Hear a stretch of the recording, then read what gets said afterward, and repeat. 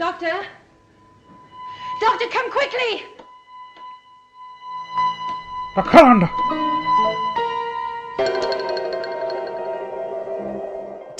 It's time, Connor. Are you ready, Connor, for the third and final act of Arcane? I need to open up my folder. God damn it. I'm all ready, I'm set to go, and you're here fluffing around. Yeah. With your folders. Yeah. You know, that last Pink Floyd stuff I just did, it created like 500 files that I had to use to render it out. And it's all clogging up my folders. Will Maddox is trying to just get my opinions on RTD, Tennant, and Tate returning. Which is very important. That is pretty important. Anyway. So, Connor, are you excited for this? Are you excited to finally delve into the conclusion of Arcane with Act 3? It's really interesting. In a way, like, I kind of want to get it out of the way, because it's been nagging me. But also, yeah, it's going to be a little bit sad for it to end as well. Yeah, we're going to be seeing the conclusions of all these stories that we've been building. We're coming to a head with Jinx, with Vi, Silco, Jace, Victor. Just all these characters we've been with for so long now, and going on such treacherous journeys. But yeah, when we left off with Act 2, Vi was taken by the Firelights, I believe they're called. After the reuniting of Jinx and Vi. Yep. And how that's going to affect with Jinx is going to be very interesting, as she is not well put together right now. She's very unhinged at the moment. That was sort of really the more development stuff of Act 2 with Jinx. Just how she's grown up into this sort of very sadistic, psychopathic person. Very fascinated to see how much of a time jump there's going to be this time. Yes, because we had a big time jump between Act 1 and 2. So really, it could be anything. Anything could happen. Be anything. Anything could happen here in the World Wrestling Federation. Yes. Ladies and gentlemen, Arcane! But anyway, I guess we should get this trainer moving. I hope I've got the right one. Yes, I did. Episode 7. Yeah. I've been recently showered with Imagine Dragons songs at work, so I'm not happy about that.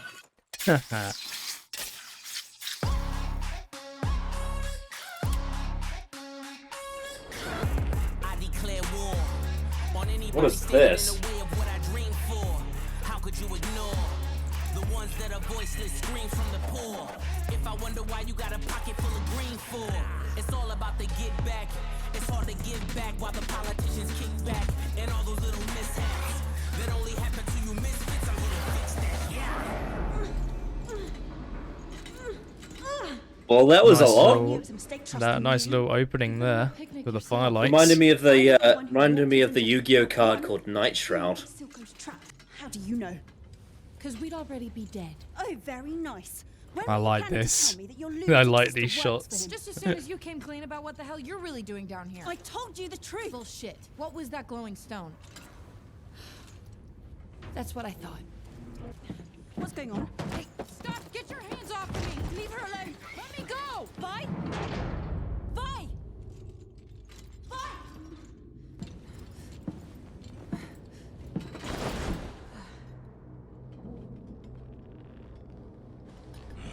Those are some big ears right there.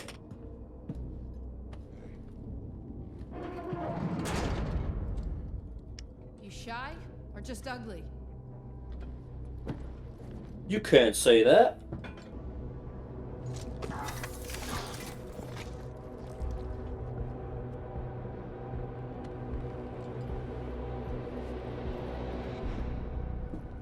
You look good for a dead girl. It's Little Man. What do you know about this? Yes, it is. Nothing. What the hell is this all about? What were you doing with Jinx? Her name is Powder, and I just found her when you and your goons showed up.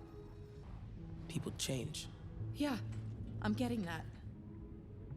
Are you working for Silco? Fuck you. I thought you were dead. Now you show up with a Pilty and give her a tour of the lanes? You were following us. Why didn't you say something? I didn't know if I could trust you. So you just come out swinging? I remember when you wouldn't stand up to me. I missed you, little man. How long have you had those off? How long have you been whining?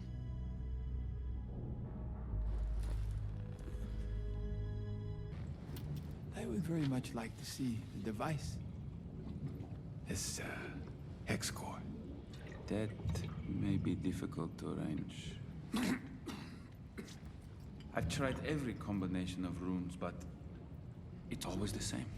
Nature has made us intolerant to change, but fortunately, we have the capacity to change our nature. See what he's suggesting here. The look of a doomed man. I must warn you. Oh, look at that. He wants a shot of his eyes. They will despise You know what? He wants Victor to be a method diminish actor. That's what he the wants. Sacrifices we make for progress. It's why I parted ways with Heimerdinger. That's interesting. It's quite a, yeah. It is quite a Perhaps. interesting thing to have, though. It's like you don't know if an experiment's going to work until you use it on yourself, and if it goes wrong, you're fucked. Look at this Chad. Look at this Chad. That's some workout.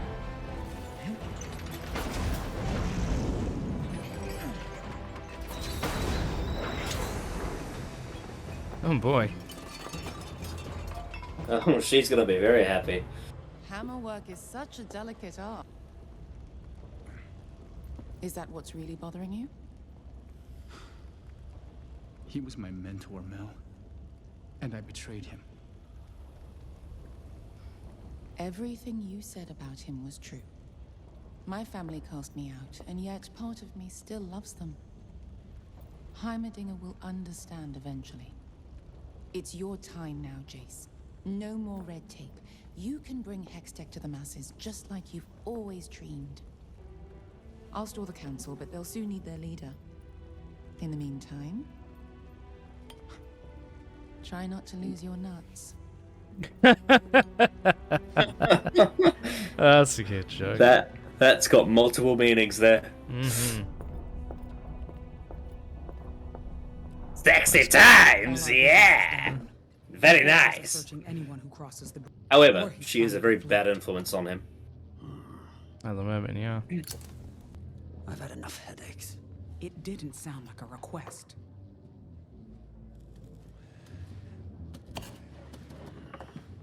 Where are you going?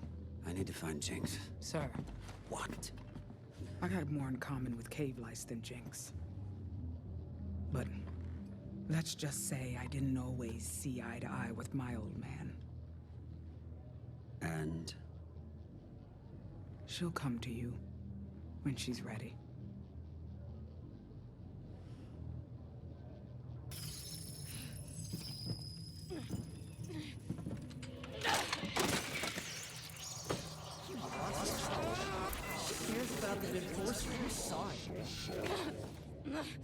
She was there for me, not the Enforcer. Remember her name. Why would I remember her name? Oh, she's just some stupid topsider.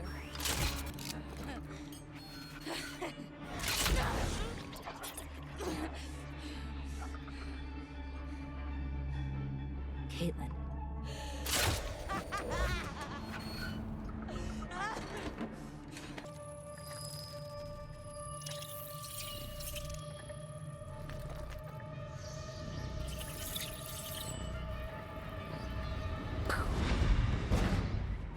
Man, what a fucking scene that was. Nice. Oh, those visuals. The shots of the glass on her eye to kind of mirror Silco because it's on the same side. Real treat? That's pretty fucking Cool, huh? brilliant. When I first saw it, I knew this was the Yeah. place. After Vander died, Silco flooded the lanes with shimmer. He didn't care what it did to people. Everyone here was an addict or a victim. They needed somewhere safe to start again. If I just went with you that day, maybe none of this would have happened. Or maybe you'd be dead. Or changed. Powder's gone, Vi. All that's left is Jinx, and she belongs to You're Silco. wrong. She's still in there. I can reach her. You can't. I know my sister. This Whoa, is look at everything we that. lost. The price of our freedom. Some of it was enforcers. Most was Silco. Your sister works for him not because she has to, but because she wants to. I'm sorry, but that's who she is now. Powder's dead, Vi.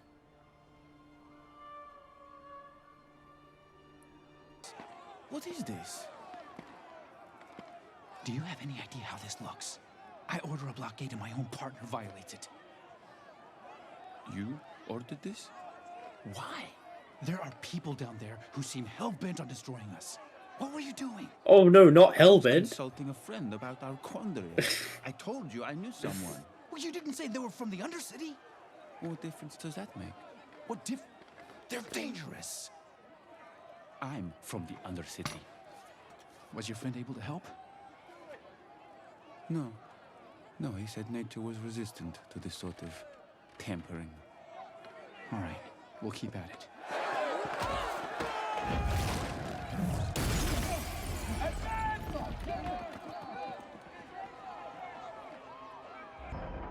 Oh, they're very, very good with the eye movements on the animation. Yeah. I do like how Jace is very much an apologetic person. Whenever he fucks up, he does apologize almost immediately. It's like Otis from Sex Education, actually. He says sorry so much. Except he's probably a way more consistent character than Otis is over the 3 seasons. Yeah. You're all wondering, are you? God, I love Silco. He's so fucking I see it. We good. should cut a deal and give back the gemstone. Better to have some trade than none at all. The border issue is temporary. Jinx will deal with it. Rumor is you dogs are for leash.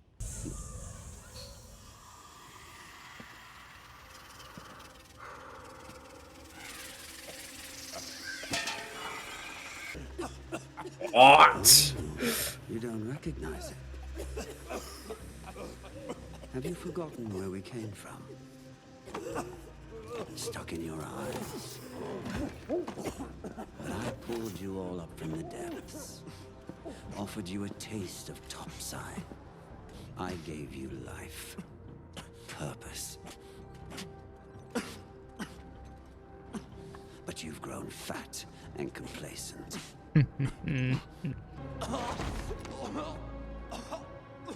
We came from a world where there was never enough to go round.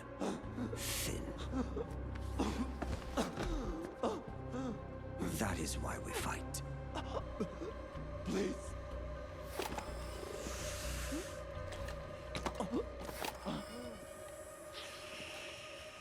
Don't forget again.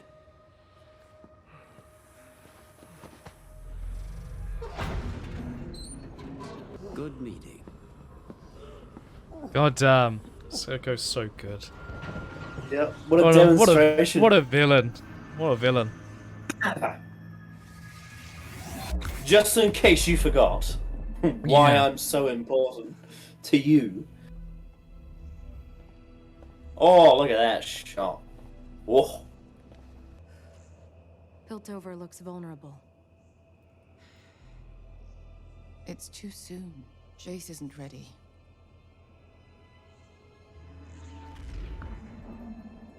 There's one other thing. This arrived for you.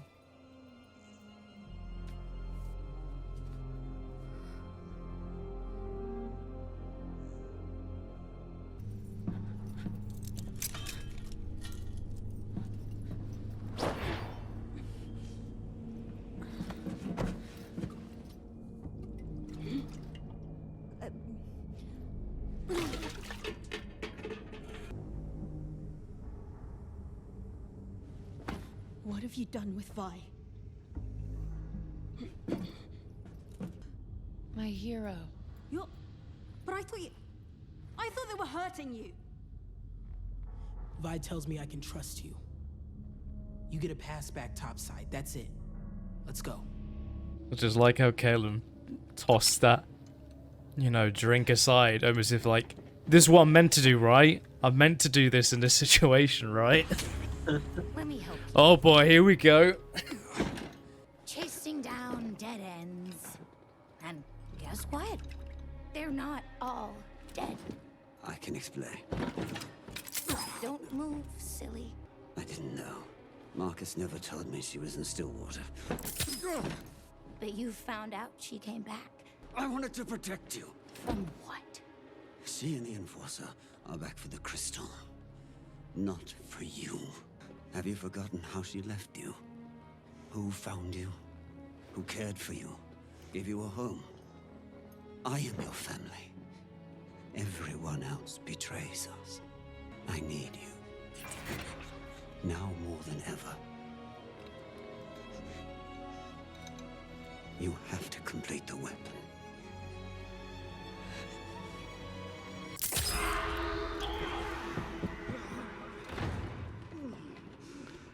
God damn. What a fucking scene. That was foreshadowed as well. Just the change of facial expressions from Jinx is It's a incredible. misunderstanding. They think you work for Silco. Your people hunt us. Like animals. Silco pays them to do it. She believes what she's saying, okay? She's not your enemy. Oh yeah? Then what's this? You got it. You have to let me take that back. It's a gemstone. It was stolen during the attack. By your sister. You just forgot to mention that? With this, someone with the right knowledge could build any Hextech device. We could beat Silco with this. That won't solve things. Easy for you to say. Your people aren't dying all around you. It's wrong what's been done to you. You'd be well within your rights to keep it. I couldn't blame you. This is our best shot at setting the record straight. This city needs healing. More than I ever realized. Please, let me help you. One condition. I'm the one who gives it to them. Well, the form is crude, but well, the engineering is inspired. You think they could crack Hextech? It's a leap. It's been suggested that they may have found a way to utilize the gemstone. I If like we are that to editing assume the worst, that would mean of cutting straight to this after that conversation. we can't afford to wait to find out. We should prepare our own countermeasures. You want us to build weapons? Absolutely not. That is not why we invented Hextech. We would shatter any attempt at peace. Heimerdinger would never go for this. Heimerdinger's inaction is what brought us here. You said so yourself. If we're lucky, we'll never need to use it. The decision is yours. Ridiculous. Oh, You cannot fuck! What if she's right? Are we just gonna stand by while they She's trying to make him seem like a useless pacifist, but that's not the motivation. We agreed Hextech was to improve lives, not to take them. We may not have a choice.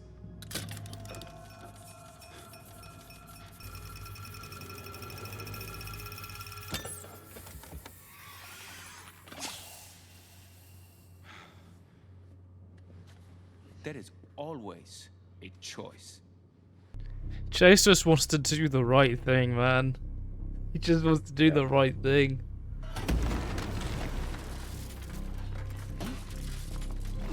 So I find him so compelling with the amount of moral choices he has to make. Well, it's not really a right answer to this. No, there one. isn't. That's the thing. He's trying his best to do the right thing. It's just so complicated. It's more just two very different ways of looking at a situation. Also, if you notice, he was in that scene on the bridge. Victor was gripping that part of the cane very hard because it had the shimmer in it, which I find very nice. Nice camera work that was. We call them firelights. Never seen so many though.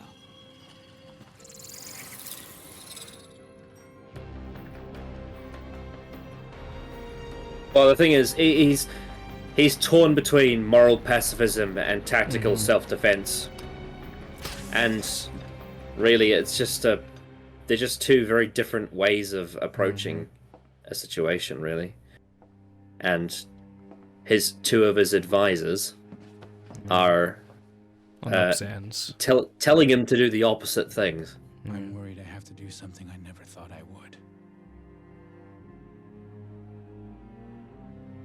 What a shot.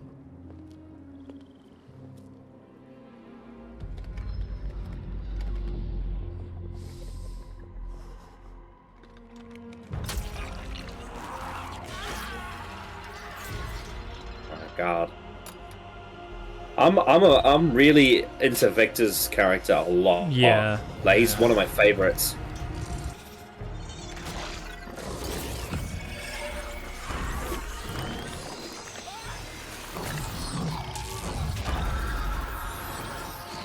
Oh, I feel like I'm watching an early 2000s Marvel movie. Yeah, whenever they get their powers, it goes into their bloodstream. You know, it reminds me of the. Yeah. It reminds me of when in the Hulk 2003 film when he gets infected with whatever it is, and it goes into his bloodstream, or like when Tobey Maguire's Peter Parker gets infected with. Yeah, being that's the exact scene I'm Spider-Man. thinking of. The visuals are just incredible. Actually, specifically in Spider-Man 3 when Venom attaches to him as well. I can't leave her again. Don't get yourself killed. No promises.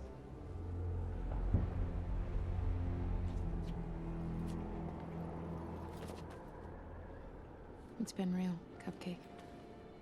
Thanks for everything. Shut up. It's just a goodbye hug.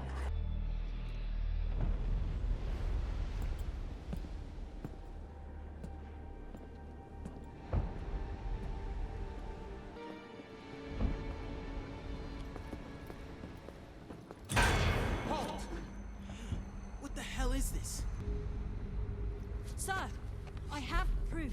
Silk Oh is behind boy. everything. Oh boy. Oh shit! Shit! It's this man. I forgot all about him. I completely forgot about him. Oh my god. What about Marcus? How could you? He hasn't, because he hasn't appeared. Yeah, not yet. Well, this is his plan. He kind of tricked Jace into doing this because this is what he actually wanted to do. Yeah. I completely forgot about him. Oh my god. Oh no!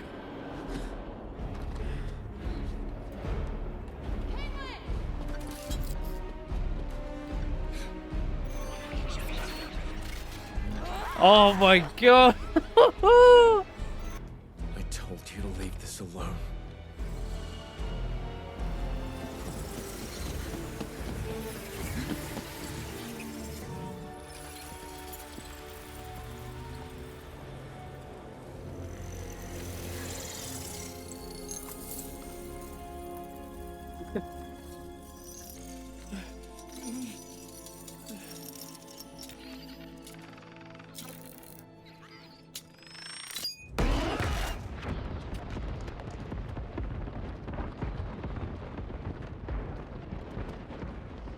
Butterfly fireworks, I suppose.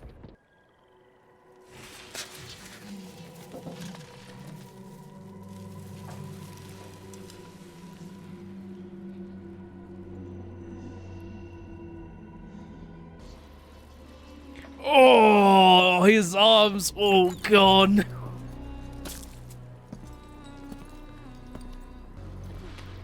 Jesus.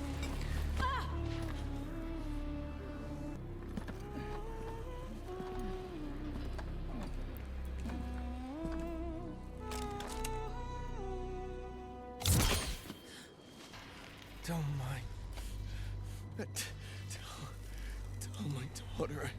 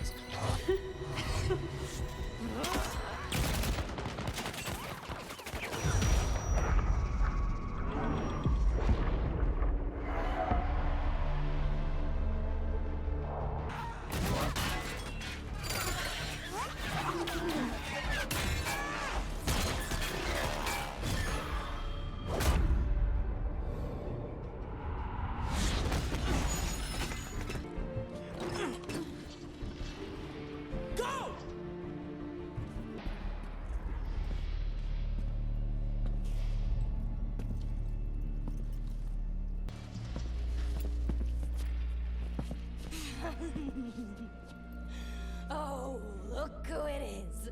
The boy savior.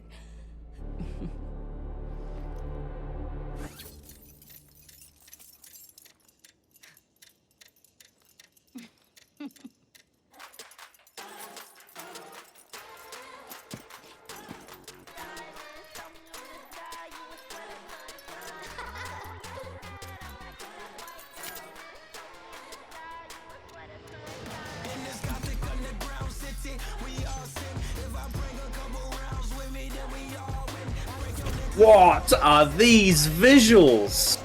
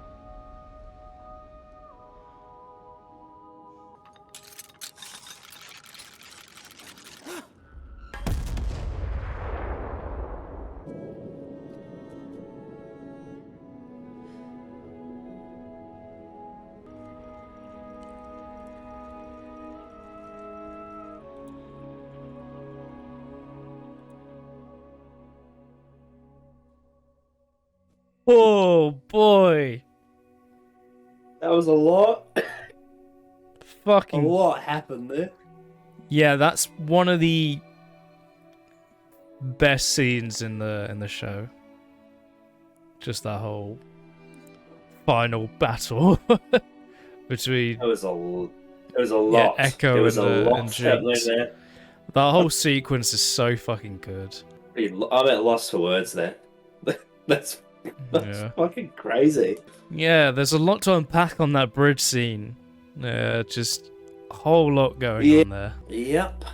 My only criticism of that whole section is the firelight explosions.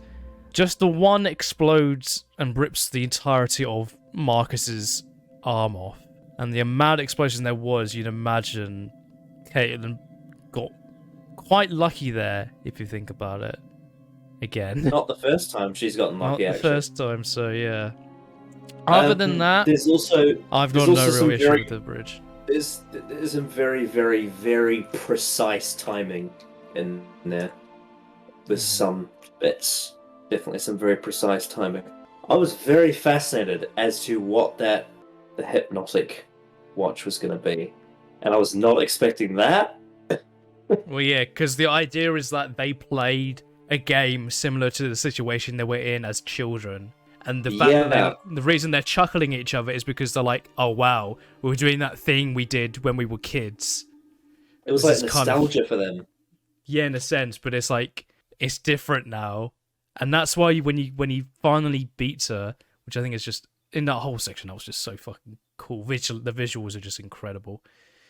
Mm-hmm. When he eventually like wins, it's just a realization that, fuck, this is powder.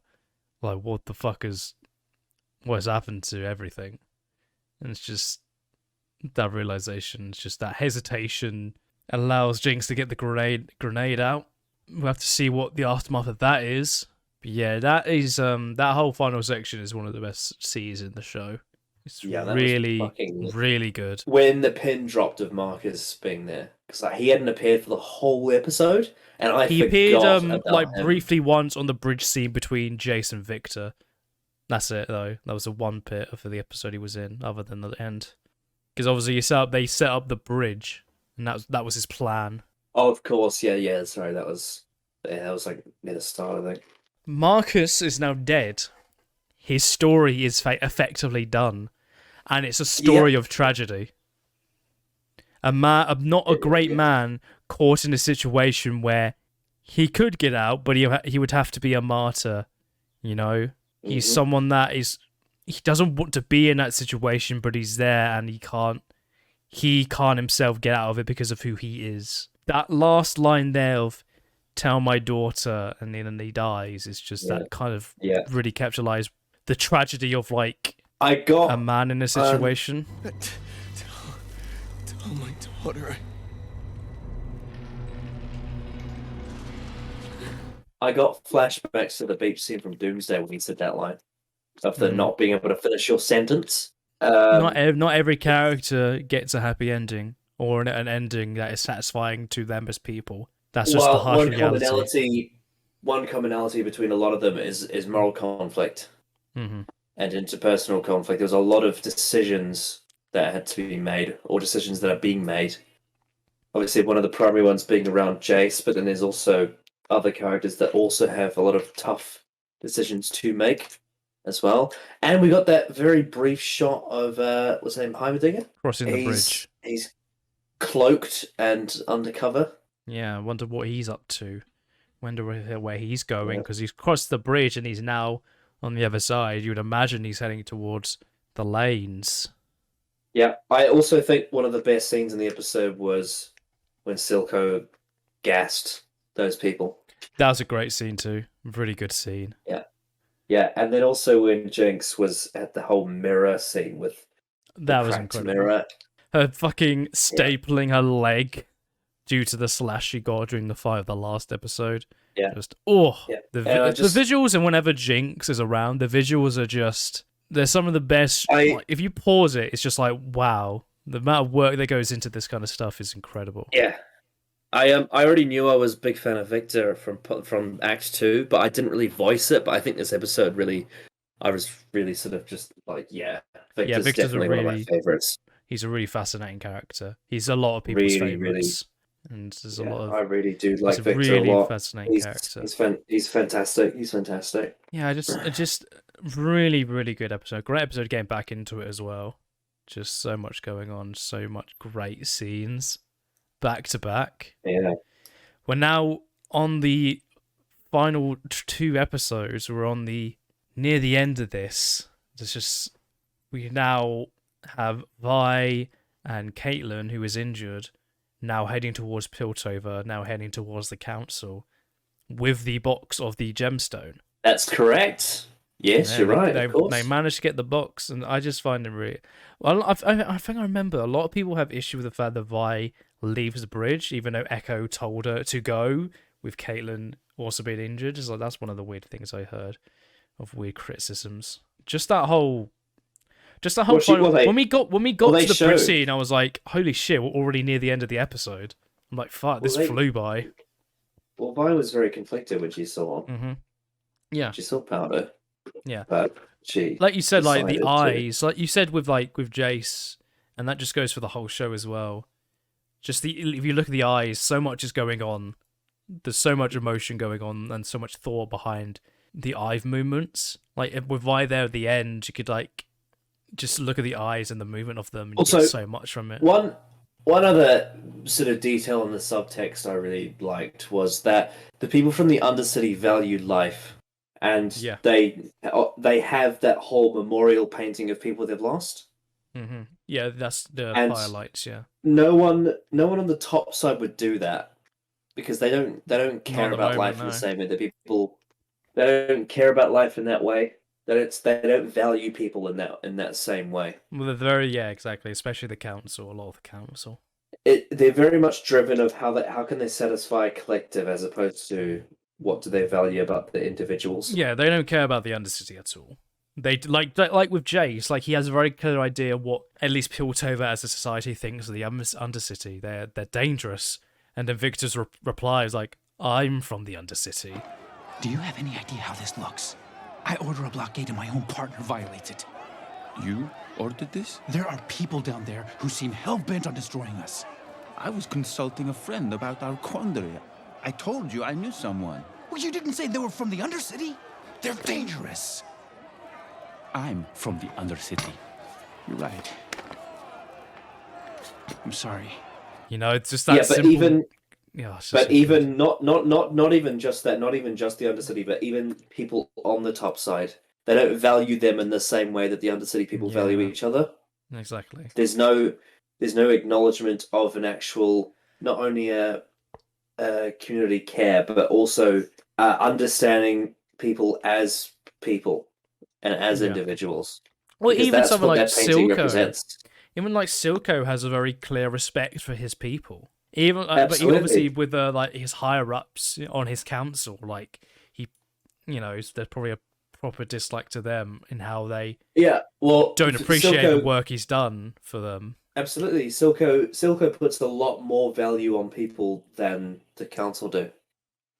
But yeah, like he respects the fact that Savika, I think her name is, who talks about the fact that like Powder / Jinx will come to you, because obviously Silco wanted to talk to her initially. That little conversation that they had, it shows that Silco does value like the people that he works with's opinions and thoughts. He actually respects them, which is very different to a lot of modern villains now, where you'll get like them just kill a random person on their side, just be like, I don't care about my people because I'm evil. My men need medical. You care about your men.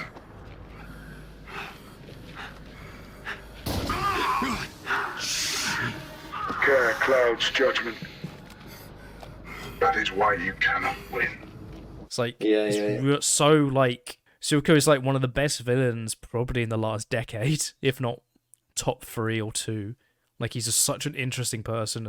He's not just a villain, he's an actual character.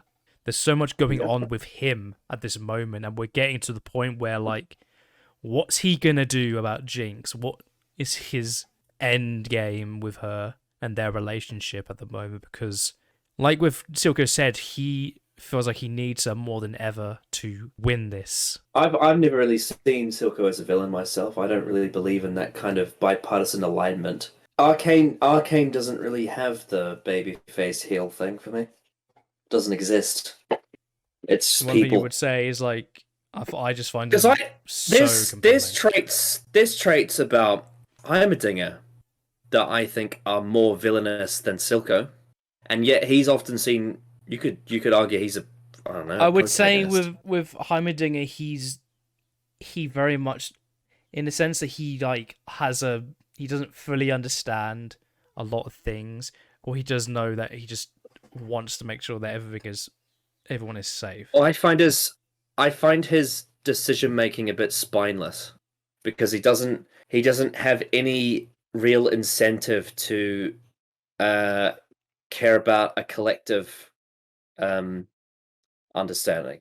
He's very set in his ways about a lot of things. Well, I think the reason why that is because of what he's seen in his life. Is very much what he believes and what he has seen. And at the point, what we're seeing from all the actions of like Victor and the stuff he's dealing with, he's not far off. Like, this is very clearly dangerous stuff. So I feel like I know, of course. I don't really blame him for having those ways. Yeah, it's all informed, but it's the way that he the kind of decisions he makes. Like, if he was in a lab, it would be different to the kind of decisions he'd make if he was on the council, because it's a different environment. Yeah. And when Heimerdinger is being a scientist, he's very useful, but when he's being a politician, he's disastrous. At least in terms of the outcome of his decisions are pretty disastrous. Like, he's not him being voted off the council, as harsh as it was, is actually, in some ways, it actually makes sense, because I don't think he's a very good politician in that respect. We have to think what he's up to now. We have to think now that he's gone the other side of the bridge. Why has he gone there? Why has he done this? Well, yeah, he's a, because he doesn't need to. He's retired. An he's outcast. Like, he's clearly wealthy. He has no need to really do anything. He's in retirement, so it's interesting that he's decided to go. It is interesting to see what someone who we've seen in the role that he's been in before, him as an outcast, I think is a really interesting perspective. But yeah, that episode was fucking pretty great. That's pretty much all of them are. I still, not in terms of writing, but just in terms of like me being invested in Jace's character. I still hate his girlfriend with a passion. Well, yeah, because she has goals of like trying to make weapons, and that's interesting. I think the last time we saw her was when she received a letter, and she recognized the symbol because it's a symbol of what's like on a earrings and in a like office, that massive thing. Yeah. So it's clearly something related to her, and I'm wondering what that's going to be. We'll probably find out the next episode. Yeah, she has a very military mind, and that's very opposed to me. I guess. Because I've said that Victor is one of my favorite characters, and he kind of represents everything that's the opposite of her. And that's probably why I relate that's why to they're him paired so with much. Jace. That's why they're paired with That's Jace, and why- why I find that's- Jace so compelling. That's why I relate to Victor so much, and why I really, really just. I'm not going to say she's like an irredeemable piece of shit or anything, because she has, very valid points of view, but I'm very opposed to her in a lot of ways, just on a moral level, and that's what makes her such a great opposite to Victor, I think, in Jace's point of view. I'm so pissed off at him. Yeah, it's clear manipulation at the moment from her Yes, part. yes. And Jace is being put in positions where there is no right answer. Very much caught in the middle right now, and he's really trying his best, and it's clearly stressing him out. Well, because he has to choose either to be a pacifist and risk getting killed, or he can choose to be self-defensive, aggressive, and risk causing war.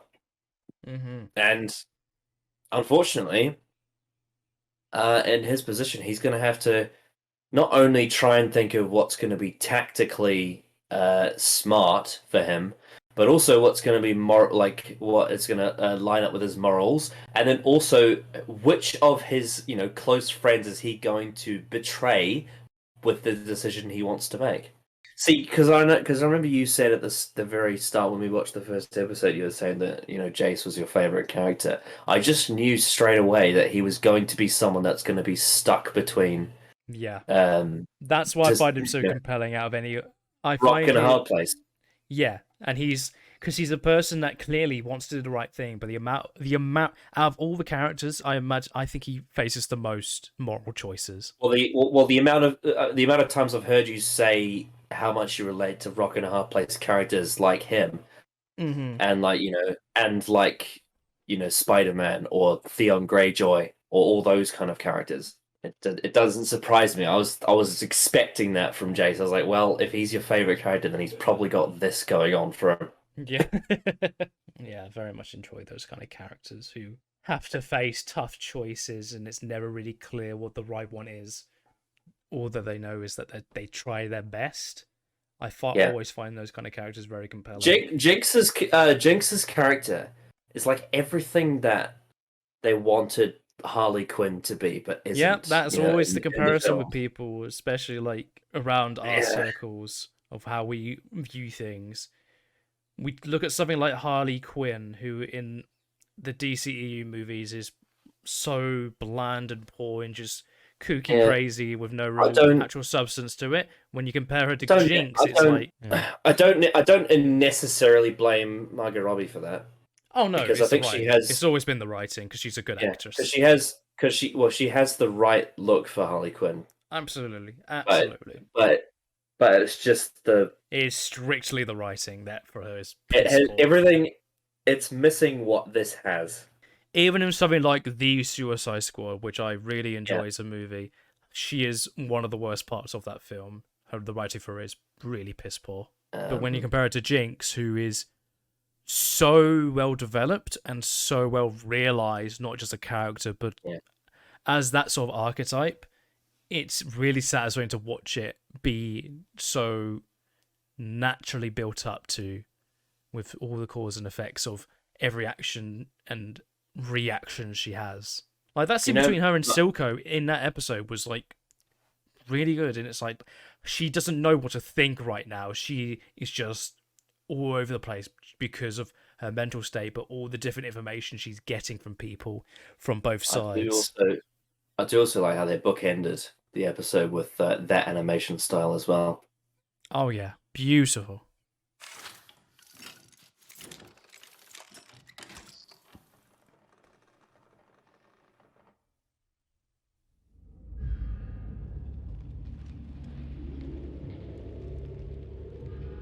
Already beautiful shots of visuals. Oh no, it's not the Iron Throne, is it? When I was 10, your grandfather brought me to the aftermath of the Battle of Hildenard. He offered me a gold coin for every blade I retrieved from the Fallen. Said we needed the steel. But I knew it was a lie. He wanted me to know death. Your brother thinks he can talk his way out of anything.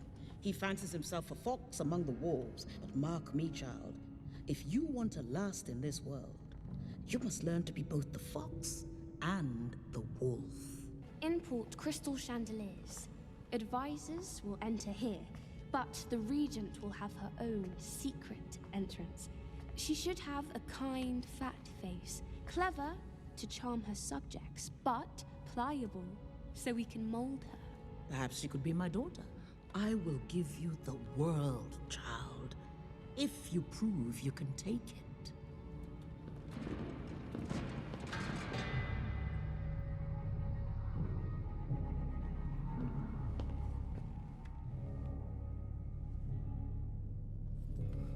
What should we do with her? She won't make trouble for us. Strip her of her possessions and send her to the far colonies. She's a symbol of the old regime. Kill her now. Only one must die. Let her live and you may need to kill thousands. We can show the people we are merciful.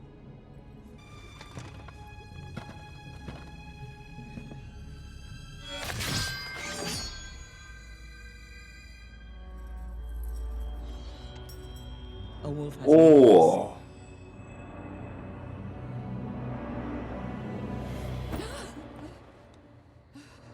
Now you got some context on Mel.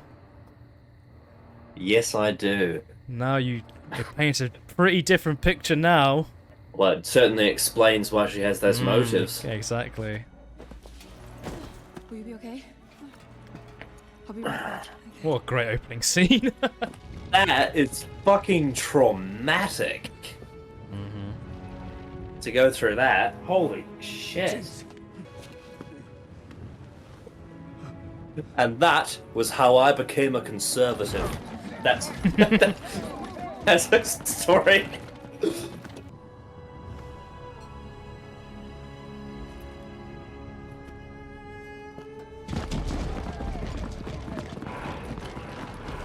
It's like the Lion King with the wildebeest, but it's MauLer. Oh no! What? What? It was all for nothing. She has it.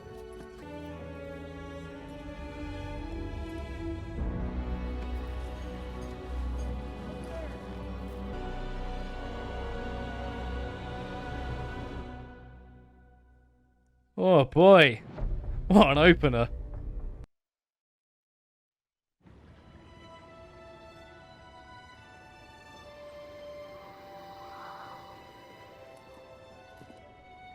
Sir? You alright? See, what was I saying? About the value of life. Very natural reaction from Jace. Because he values life. Yeah, also, facing that would just turn your stomach. A new one. Who lives here? Another counselor friend of yours?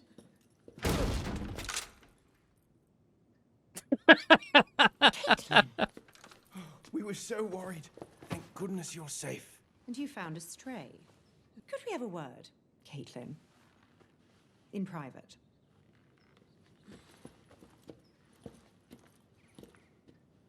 You have to speak to the council. Speak to the council?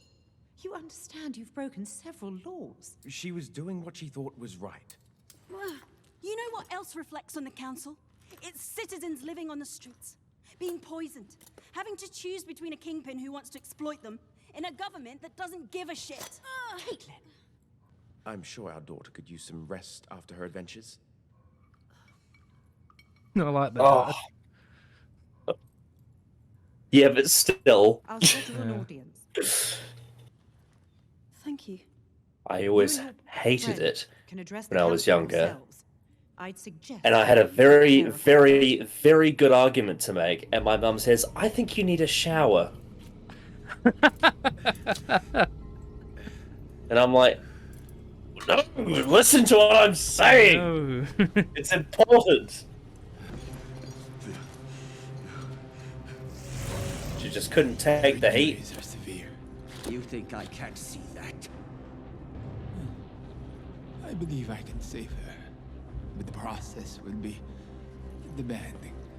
And before I begin, I must know, are you prepared to lose her? Jinx! Jinx! She won't die, Doctor. She can't. Please understand this is for your own sanity. Yeah, you're not prepared for her to die, are you, Silco? Once had a daughter.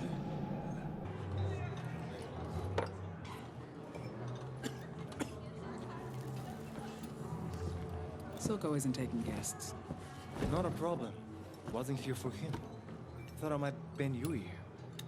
Sevika is out in the harbor. Or Sevika paid the knuckleheads a visit. You're a scary lady. Get to your point. Run a tight ship, don't you? Except it's not your ship. It's his. And Jinx's. This is your plan? Undermine Silco by making a half-ass play of my ego? Gotta hand it to you, Finn. Every time I think you can't get dumber, you dig a new load. The Undercity is devolving to chaos, and somehow I get the feeling he isn't up there balancing bookshelves. Jinx gets a whim. Suddenly his spine's made of jelly. Ego is one thing, brains another.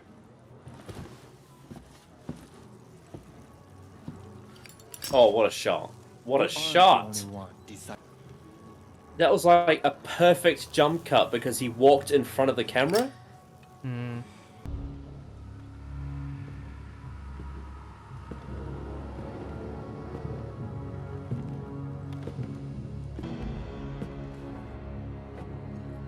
Ah. Of course. Mel, Elora, you didn't have to come out to meet me. What are you doing here, Mother? Can I not visit? I've heard stories of Piltover's hospitality. It's been over a decade, Mel. Since you banished me. Such drama. I sent you here to oversee our family's interests and grow yourself, which you have. You said perhaps your sentimentality will be more at home with those soft-spined idealists overseas. Your brother's gone. What happened? He crossed the wrong man. Your Jace Talus has turned his eye to Hextech weaponry. I knew it. War is coming. You've let the problems of your Undercity fester too long. Piltover isn't like Noxus. War isn't our first and every recourse. I sponsored Hextech to protect the city, not burn it to the ground. It's not conjecture. It's a fact. I'm here to help guide you to the right decisions. I don't need your guidance. We'll see. Miss Medarda. Yes? Yes. I'm off to sample the local cuisine. Oh, that's good. Oh dear. When I saw him, I was like, he does look like a bit of a twink. Present our case to the council tonight. Yeah, she's proper MILF vibe, she is. Ooh. Not in a good way, though. Yeah. It's more not... It's not your It's not mother I will like to fuck, it's mother who likes to fuck me. More like... Yeah. Me and Powder used to share a bed like this. Except maybe half the size. We played a game where we pretended to be bigger and bigger monsters. I'm a slug monster with venom for ooze. And I would say, well, I'm a slug eating crab with razor spikes. I'd get carried away and she'd get scared. Sounds like Dragon Ball Z. I didn't want her to start crying and wake my parents up, so I pretended to chase my own monsters away. I'd say, no monster's gonna get you when I'm here. Then a real monster showed up. And I just ran away.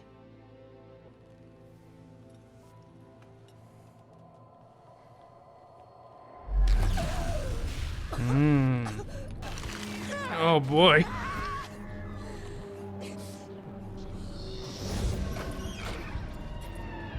Jesus, what an image. What imagery. You know, Powder, you're stronger than you think. I'm so sorry, Powder. Your sister is Jinx.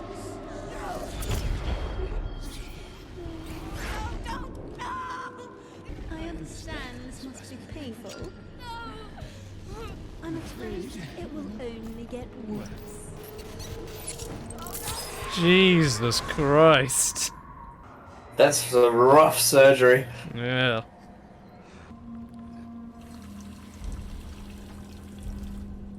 Ah! Not the blood.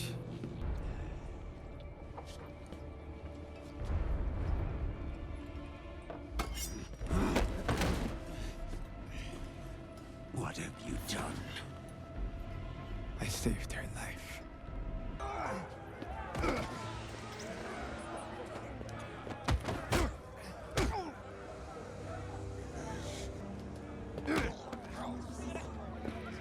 Right, watch it, Furball.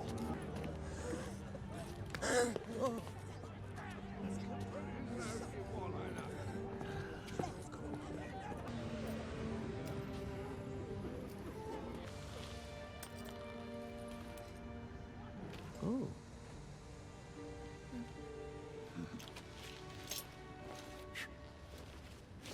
Huh? Get away from her. That's like it's a Beyblade. Ah. That's adorable. Damn. He's now seeing what the Undercity is really like for the first time. And it's rough. Well, you know, a child from the Undercity would appreciate an old man who can spin a Beyblade. Though these blades seem improperly pitched. You're wrong. It's designed for the fissures. Are you all right, lad? Yeah, I'm fine. I just sprained my ankle. Are you Counselor Heimerdinger? I think it was a bit worse than that. Just Heimerdinger now? What are you doing on this side of the river? I wanted to offer my assistance to the citizens of the Undercity, but it seems I'm unwelcome. What is it? We're having the exact same day. That looks like more than a sprain. You need medical attention. I have to get home. It isn't safe for me here. I don't know how I'm gonna get down there with my leg busted and, well, you're holding my ride. I think in the scene on the last episode, there was enough time for him to probably kick the grenade away and get a little bit of damage. So I'm roughly fine with that. Yeah, this scene. Oh, what a shot that is! Blindfolded, he said a man's mind hides behind his body. Somehow I doubt he ever tried this. This is like, I don't know, this is just indecent exposure. You won't break it. I do have other matters, so if you... Your leadership is impotent. We may not be Noxus, but Piltover isn't as helpless as you think. Who said anything about Piltover? The council is the problem. The mind hiding behind the body. Do you know what the success rate for senior academy inventors is? 3%. We're no strangers to failure. What makes this the city of progress is that we keep trying until we get it right. So thank you for your advice, Mrs. Medarda. But I have a city to run. Oh no! I see why this is an idea for you. You have the passion of youth, I have experience. No! I want you to succeed. No! To grace the world with Hextech, but if you don't accept certain realities, I fear you'll end up like General Parlek. Jesus. You see the sweat running down his face? Yep. Oh my god. We have greater concerns than a dip in profits. It's like his The girlfriend on sheriff betrayed steroids. We need better. It's the source of the River Nile is what she is. Marcus was operating independently. Counselors, my daughter has a unique insight into our situation. Thank you.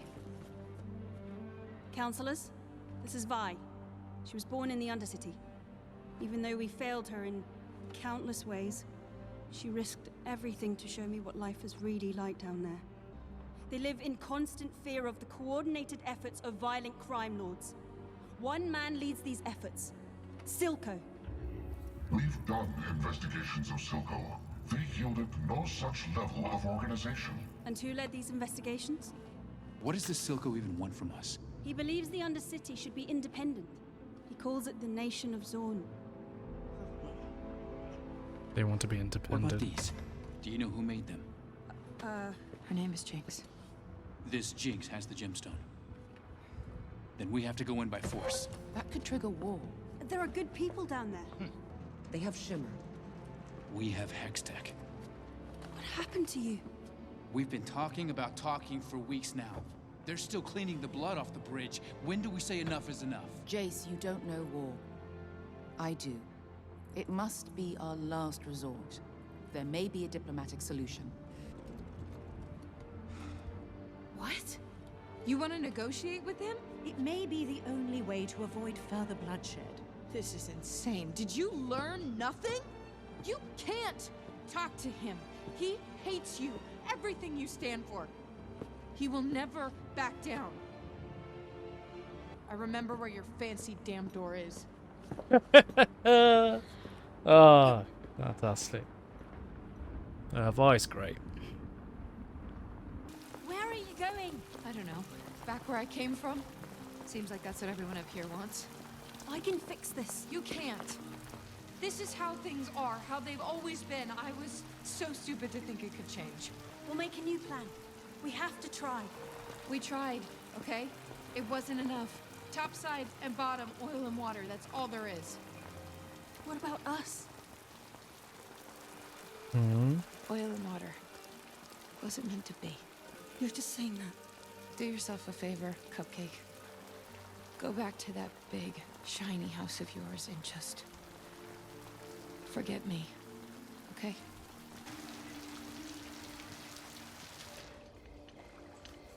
Oh boy. Oh, look at his foot.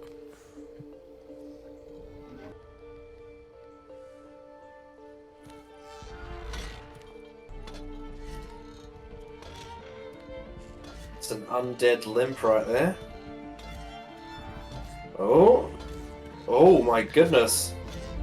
Symbolism.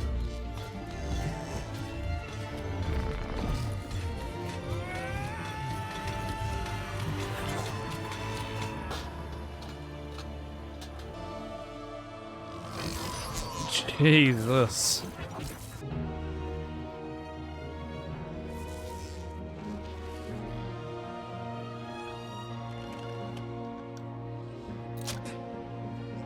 Victor, I was hoping you might take a look at something I've been working on.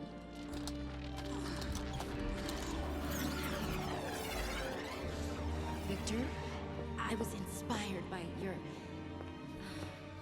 Everything you do inspires me.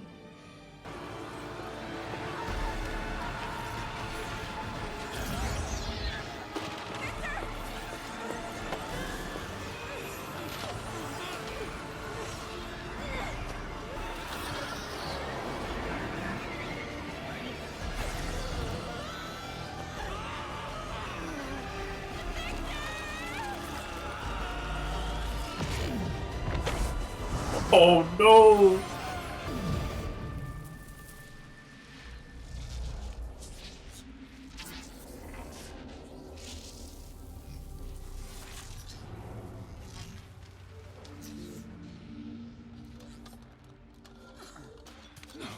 No, that can't. That can't.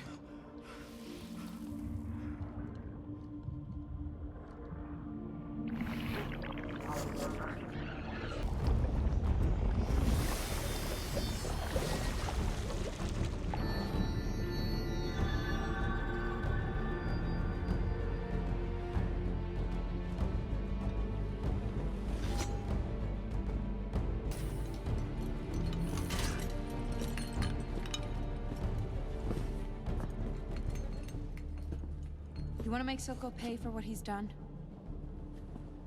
I could have you arrested. You guys really like to bandy that threat around. So you just wave an arm, have someone dragged off, don't bother to find out what it does to someone being stuffed in a stone box for weeks or months or even years? Yeah. I want to make Silco pay. I want in. There is no in. You heard the council. Fuck the council. You said you were tired of doing nothing.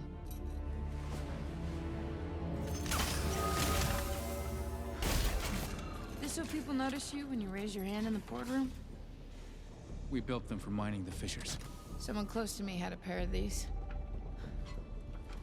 You're the first person Caitlin looked for when we made it to topside. Of everyone up here, you're the one she trusted to do something. What do you want me to do? Arrest him? Silco controls the Undercity with Shimmer. Shut down his supply, and it's only a matter of time before his own people turn on him. Hit him hard and fast before he can react.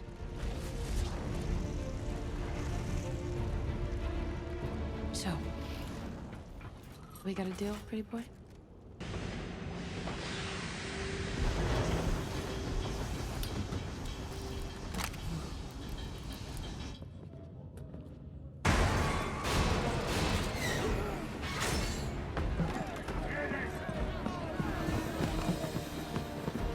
Oh boy.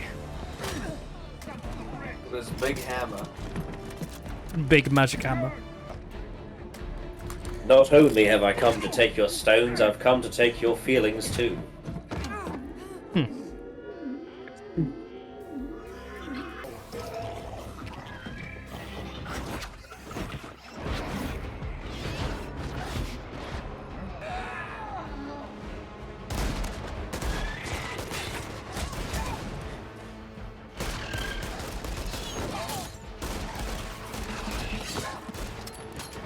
Well, they're very fast. Yes. Now we walk.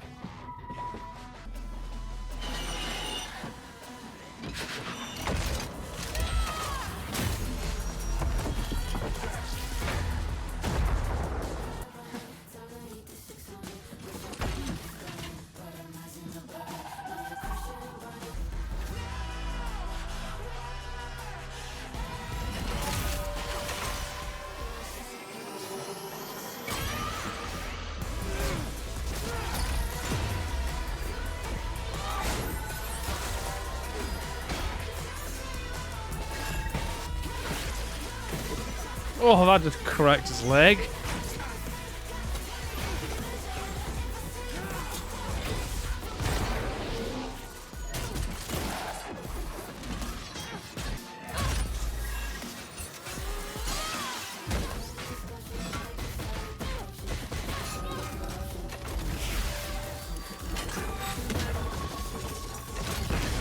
Oh.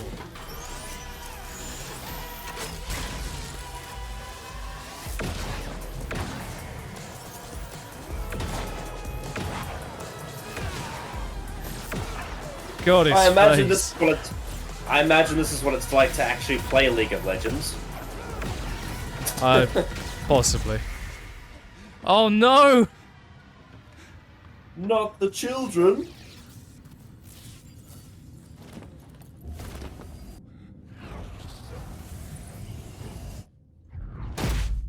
Oh! Big old splat. Jesus.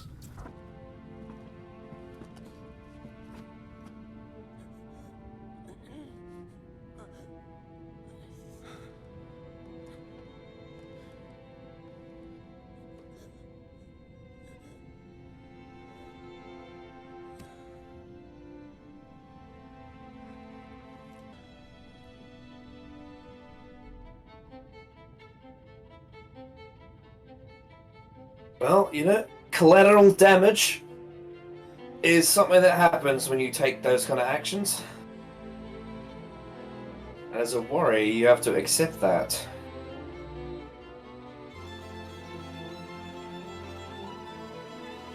I love this string section.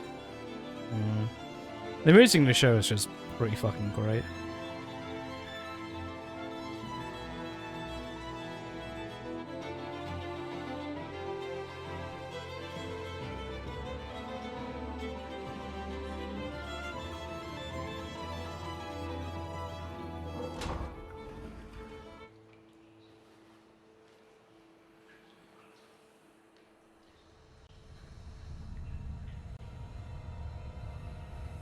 Oh boy.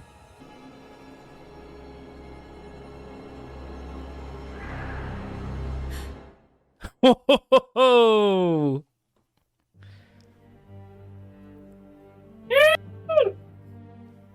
Lots of interesting things happened here. Yes. Finally got that scene between Vi and the council, and they refused to fight, which is very interesting.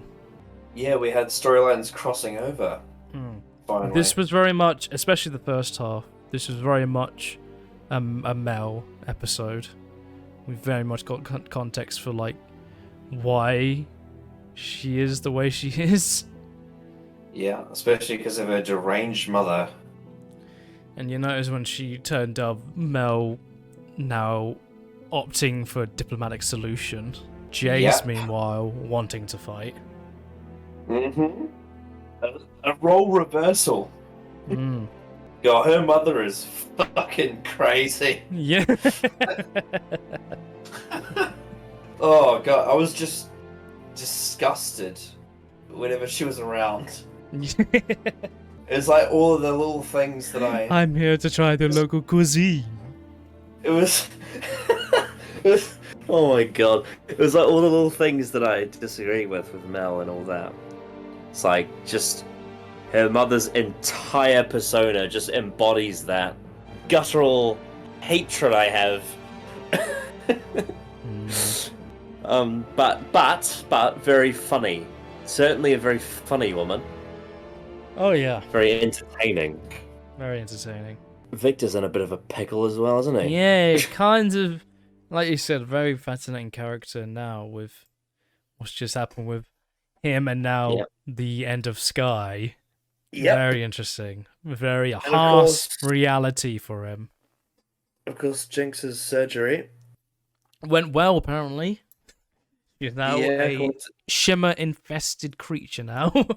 With especially with the implication of that final shot. Very lovely, that final shot. She's there the whole time, but as the fog clears, oh man, it's so good. And Kanan realizes at the very last second. Of course, you got Heimerdinger's little side plot as well. Yeah, he's finally seeing what's happening in the Undercity and meeting up with Echo. Yeah, it's nice. It's nice for an ex-council member to see the Undercity. Yeah. That's he gets a first-hand look at what it is right now, and it's not good. It's one of the things that a lot of politicians don't actually do is go and look for themselves and see what they're actually making decisions about. One way, what line I do like is when Echo's like, "You're Councillor Heimerdinger, right?" And he just replies with, "It's just Heimerdinger now." Really nice. Liked that. I really like Heimerdinger's like voice and delivery. It's just very innocent in a sense. I wouldn't call him an innocent man, but yeah, he definitely has a charm. Yeah, definitely. Yeah, that's I like that pairing though of Echo and Heimerdinger.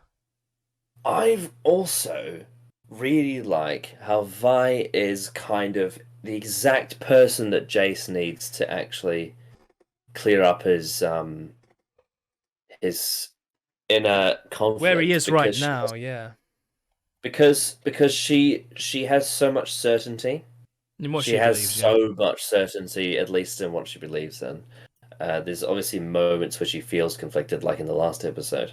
But in terms of what she believes in, she has so much certainty, whereas he's at odds with himself constantly, especially given the collateral damage that comes with the actions he's been taking, where he killed that I think kid that's by sort of like accident. his. I think that moment is very interesting. Like, it's the harsh reality of war, and it's the first time he saw. Yeah, because these are the first times he's dealt with death, I would imagine, and now the death of a child on his hands, and he knows that fully well with his reaction, how he's watched by all the kids in the facility. It'll be interesting where he goes now. What's his reaction to that is going to be? Like I said, it's just when you're engaging in this sort of thing, and you're not just attacking your targets, you're also got to account for collateral damage as well. Innocent lives will be killed. Yeah, because of the situation you're in. Because that kid was the one who sounded alarm, so he has an idea of what's going on. but he's still a child. Yeah. At the end of the day, he's children still a can child. be children can be influenced Exactly. very easily. Yeah. My only issues with the episode is how well Jace can fight, considering he's probably never been in a fight in his life. That's the only real issue I have with the episode, along with those creature things they almost, being a bit slow when it comes to the main characters. Not really towards Vi, because Vi is very established to be well handled in a fight. They almost tried to make up for that by making his weapon very powerful. Yeah, because with the Hex Tech weapons, they are very well established to be like, with the power of the gems, they're not, when you carry them, they're very much lighter. Because those are massive things, but with the stones, they make them much easier to use and much lighter to use and very powerful to use. Yeah, I think they tried to compensate that issue by having an amateur handed a weapon that's very powerful. Mm-hmm. Yeah, because those things are obviously made for mining and stuff, but the applications they're used for, I think they're very well suited. I could see that being used in a mining situation to blow up like tunnels, and the gauntlet's obviously established to easily pick up things, makes it easier for the workers. So there's no issue there. It's very well established from episode 4. They're naturally built in as well with the gloves as well, because obviously that's the link you have with Vi and how obviously now that's her style of fighting. It's just very natural stuff. And yeah, I always enjoy fights with Vi. I think they're always really satisfying to watch. Like the shots of you see like things of like an X-ray like shot of like the bones in the ribs being cracked by the weapons, and it's just so much care put into that. It's such a neat little thing there. Yeah, yes, really good episode. Really good episode. But that means we're on to the final one. Got one more to go, and so many plot threads going on. So much happening. It's a lot. The aftermath of what we just saw. Everything with Caitlyn now being seemingly kidnapped by Jinx. Where Also, Silco's going to be at with it. Comment on that Caitlyn thing is that her family dynamic is very interesting. With her parents. It's a very interesting Well, if you remember dynamic. with episode 4, they very much have been trying to keep Caitlyn out of the real world, really. And she's rebelled from that and now has seen the real world. But also the roles they play as well. It's very unorthodox. I've really enjoyed that dynamic they have. And obviously with the little things we got with Vi and Caitlyn, there's a little is there something there? Ooh, I really liked when Caitlyn said to Jace, "What happened to you?" Yeah, because they've now been apart from each other since episode 4. Well, because also ever since they last saw each other, he's been influenced a lot. He has changed a lot since they last spoke in episode 4. Yeah, a lot has gone on between the two. They both have learned things, and especially Jace has very much changed due to influence and actions and what has been happening around him. He's had to deal with very tough choices, and at the moment, this is what he feels like is what he needs to do, because people are dying around him, guards and like just everything all around him is just crumbling, and he feels he needs to stop it with force now. You have to take actions that may kill children to fix this issue, and that's a lot of responsibility. But I really like the sequence of Victor running. Yes, that was a great scene, because if you remember in, I think, episode 5, I think, in the beginning, or actually no, 6, he obviously had that scene with the boat when he was a kid, and he couldn't outrun it because of his leg. And now with that scene, not only is it a beautiful shot, but it's also lovely symbolism of him outrunning the boat. It's just great scene. What a scene. Yeah.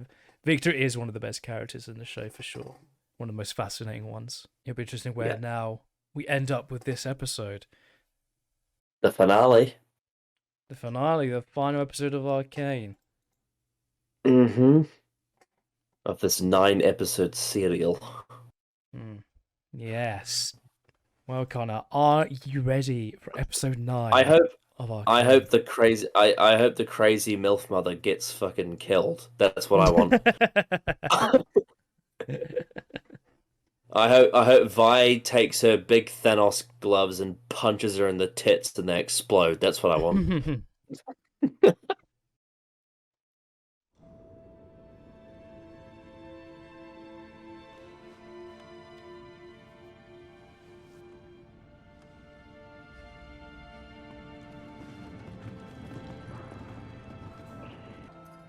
You didn't have a choice. He knew what he was signing up for.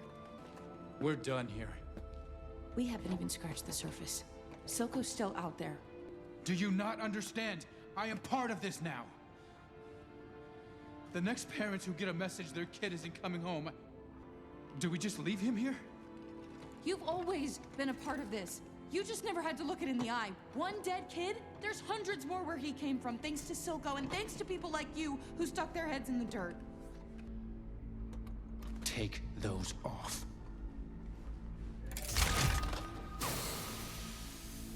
Make me.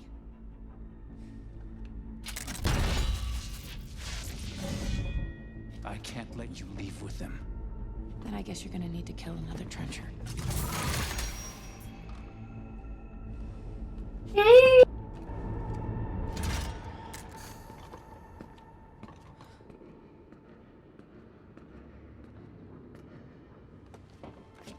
You won't make it alone. I'm very glad he made that choice. He's reminding himself why he was a pacifist in the first place. Exactly.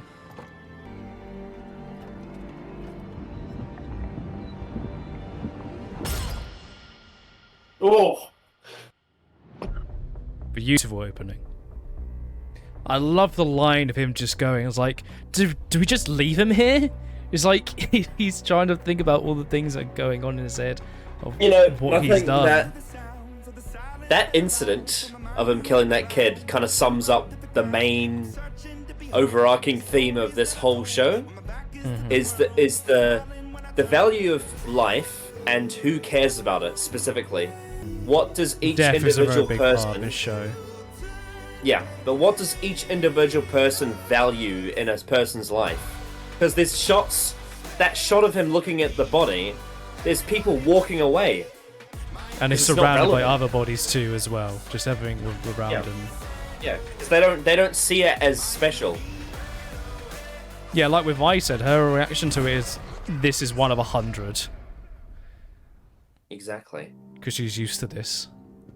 Been a while since But that's what happens when your world gets so fucking messed up. He had his uses. Too bad Jinx didn't think so. Get desensitized to dead bodies. Let me guess. Jinx will take care of it. Just like she's been taking care of everything else. Oh shit! We all mourn the loss of your son, Rennie.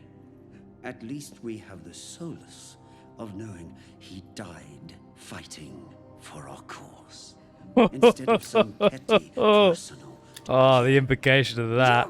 Oh, what a line. For the cause. Where is Jinx anyhow? Just he's labeling his dead son like he was a soldier. Like, he doesn't actually care. Like, let's not be petty about this. What a line that is. Like you're being right now. Oh. Yeah. Your God, dead Silco's child so is fucking good. He's saying, you know, your dead child is a soldier. He's one in a million. Yeah, who cares? The more important thing is that you're being. Let's not be petty about this. See, guys, I'm right. This is the overarching theme of the series. And now we cut to someone again dealing with it, who cares about the value of life. Especially this person. But watching how you work so tirelessly. There's a sentiment to this. There's a sentiment to this life being lost. A heavy sentiment. This is tough because it's neither of their fault for this. It was just a freak accident of circumstance.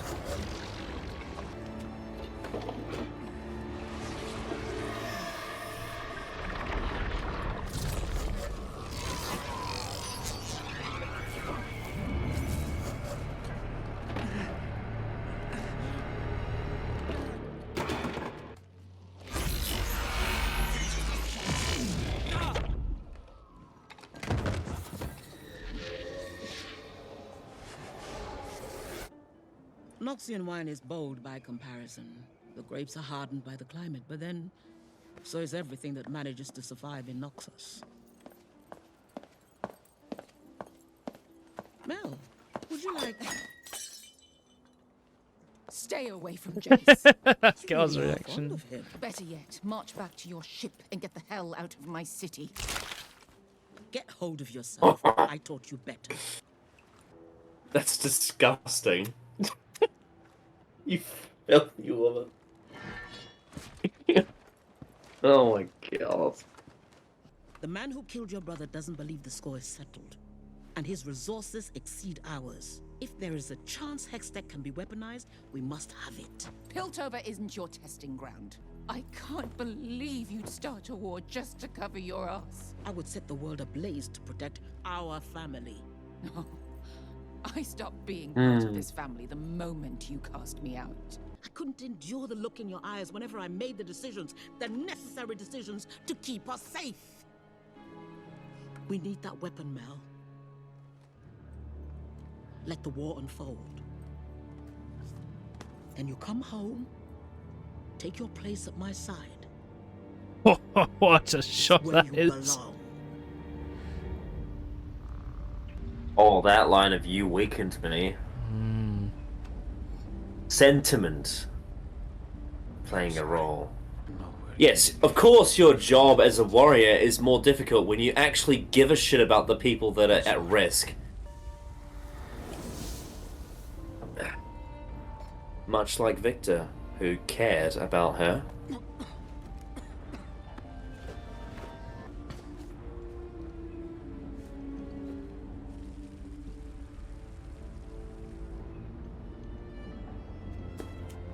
No, don't do it, man. Don't do it. Oh! It's just like episode 2. Cinematic parallels. Yep. What a lovely That was years ago. That was years ago. You have to destroy it. I know. The Hex Core. I can't do I love how Jace thought he meant the hammer. What a lovely moment that is. Promise me. Okay. Okay. I promise. We lost ourselves. Lost our dream. In the pursuit of great, we failed to do good. We have to make Great line. Just a great line. I'm busy.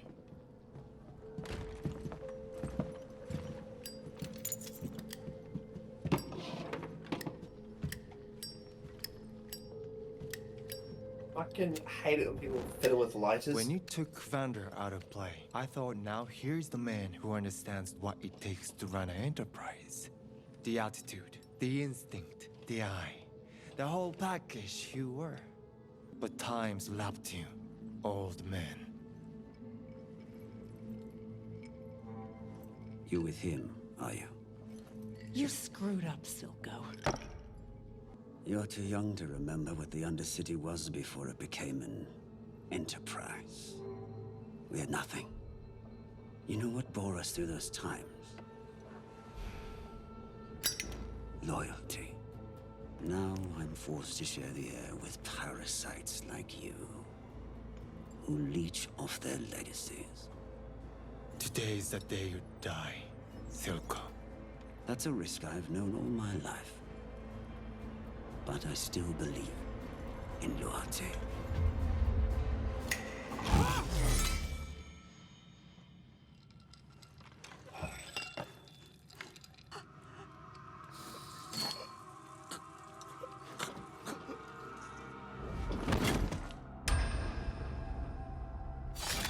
Oh, what a shot.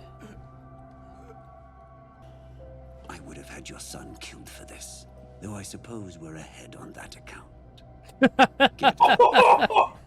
Oh boy. Oh my god. What a line. Were you tempted? Oh, and he's picked the cigar back up again. Worm like him. Everybody. I See, love when he that, put that interaction there. When he put the cigar down, oh, he's using the lighter. Oh my god! When he put the cigar down in the last episode, I was wondering if he was going to pick it back up again, and now he has. Ooh.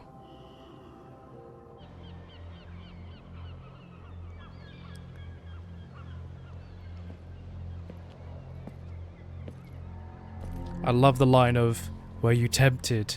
And she said, "Not for a worm like him," implying that if someone better had come along, she probably would have. Oh shit. Perfect place Oh for an shit. ambush.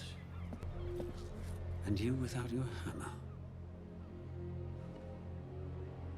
I was reminded recently of what brought us together in the first place. The threats beyond our walls. This city has a short memory. Far be it from me to stand in the way.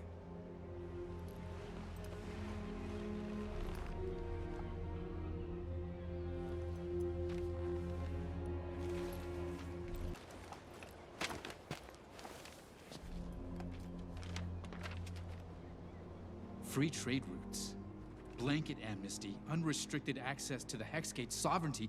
You really think you're in a position to demand all this? I give you credit for your stunt. Boy, didn't think you had the stomach. You're afraid. I am afraid. Today I got a glimpse of what war between us might look like. Your people wouldn't stand a chance. The Council couldn't care less. I'm trying to save you from annihilation. Well, well. Not the fresh-faced Academy pledge, are you? You want peace, this is the price. Return the gemstone? And I need Jinx. She has to pay for what she's done. They weren't her crimes. She was working for me. Believe me, if I had it my way, it'd be you rotting in Stillwater. But we can't make a deal with a snake and cut off its head. We both have our shitty parts to play. Get me Jinx, and I'll give you your nation of Zaun. Oh man, that's one of my favorite scenes in the whole show. Oh boy.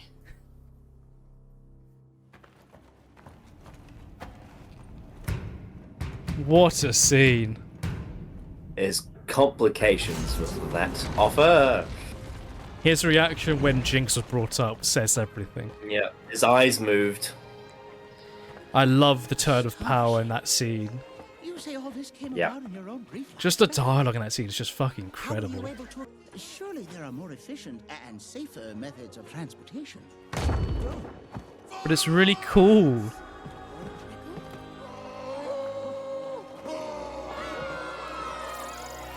You have to give them what they need to live.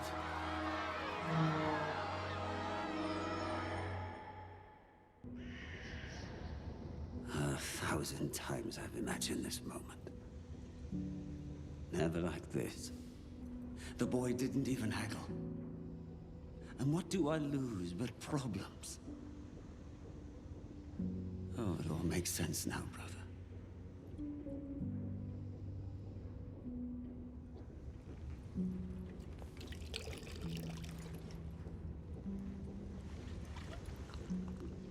Is there anything so undoing as a daughter? Oh shit! He understands now. He understands where Vander came from.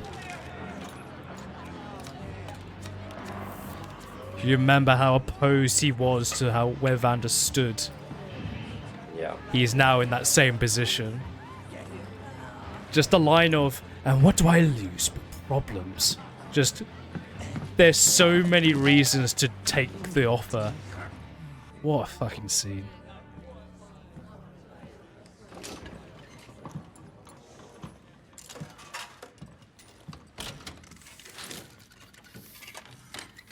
Oh, it's the intro.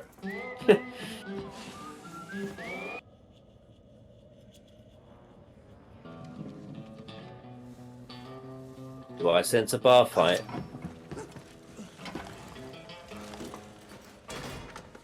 Everyone, out.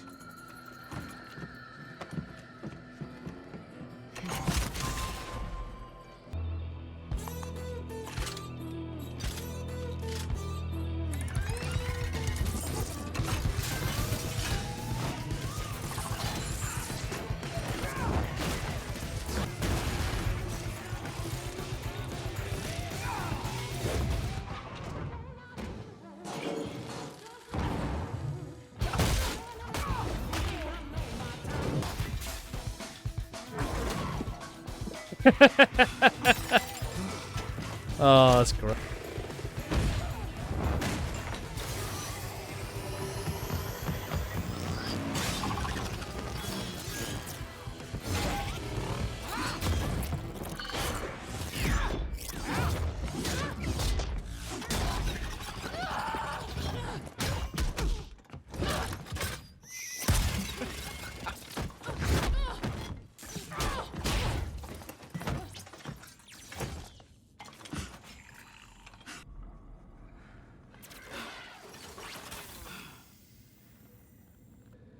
Well, your guard needs work. I wish I could say it gets easier, kiddo, but I'd be lying. What I can say is, she still needs you. They all do. So what do you say?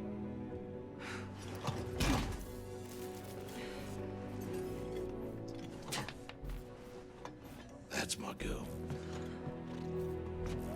I love Vanda. What a base Chad. Star Rocket.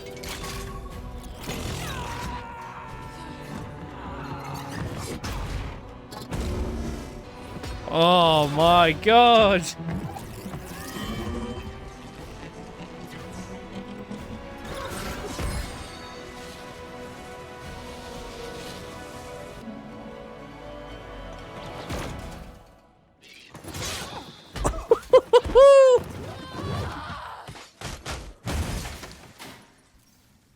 Another person losing their arm, there you go.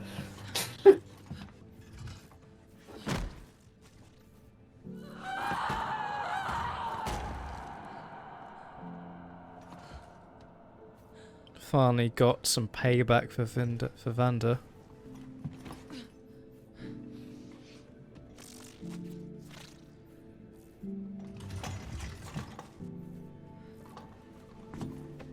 Bravo, sis. Oh shit! My recent unsanctioned activities in the underground have shown me two things.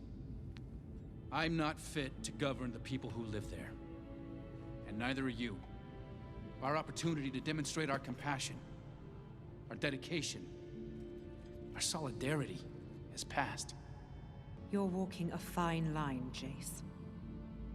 With respect, I don't give a shit what any of you think of me anymore. Yes! Let's fucking go! Except you.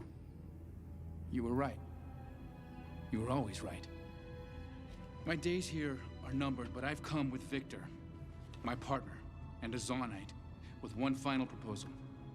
Jace has brokered a peace with Silco in exchange for the Undercity's independence. What nonsense! We have procedures.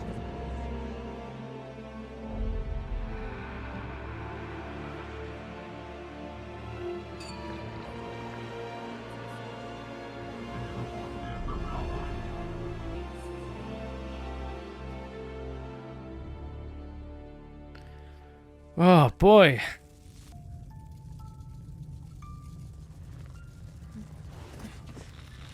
Really thought I buried this place.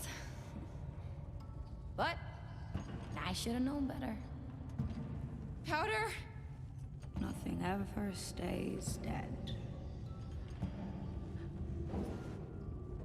Are we alone?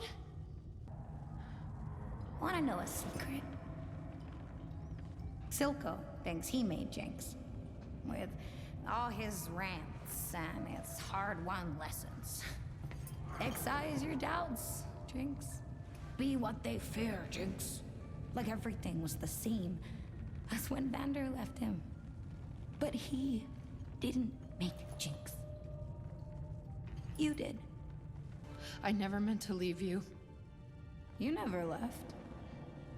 I always heard you. Shadows in the streets. Prickles on the back of my neck. Pushing me. Picking me up. When all the colors were black. You're the reason I'm still alive. I spent so many nights in that shitty prison on that freezing floor, hungry, bloody, counting the hours. The only thing that kept me going was the thought of getting back to you. Are we still sisters? Nothing is ever going to change that.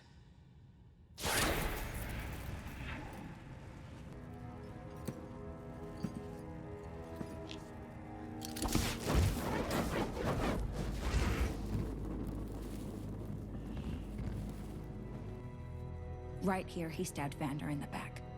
Just like he planned to with me. All the time saying you abandoned me when Back where it all started.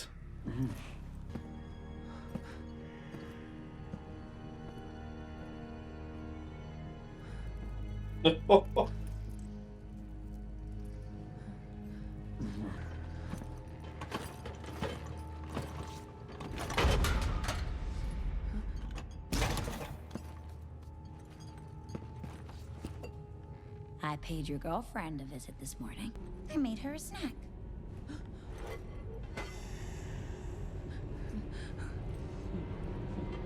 No! Sheesh, I'm not that crazy. Oh boy.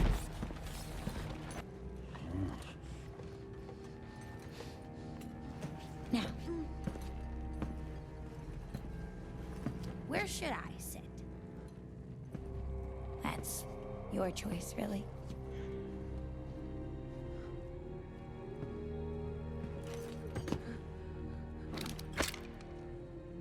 Make her go away.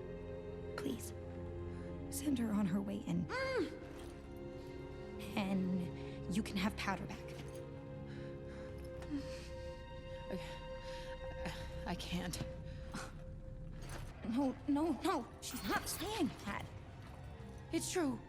We'll put this behind us. You'll never have to see him again, Powder. What do you have to say about that? Her name is Jinx. She's lying. You'll be with her a day before she realizes you aren't that girl anymore and turns her back on you. You wouldn't lie to me. Not again. I'm not lying. I'm on your side. I promise.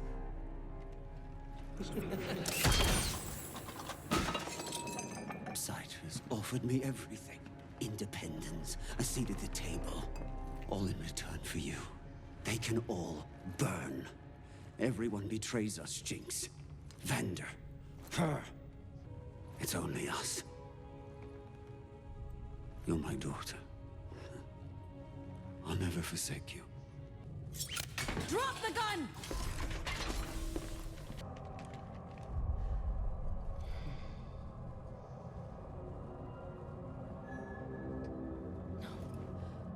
Please.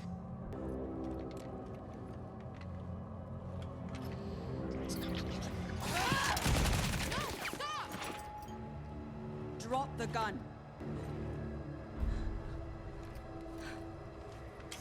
Wait! She's my sister.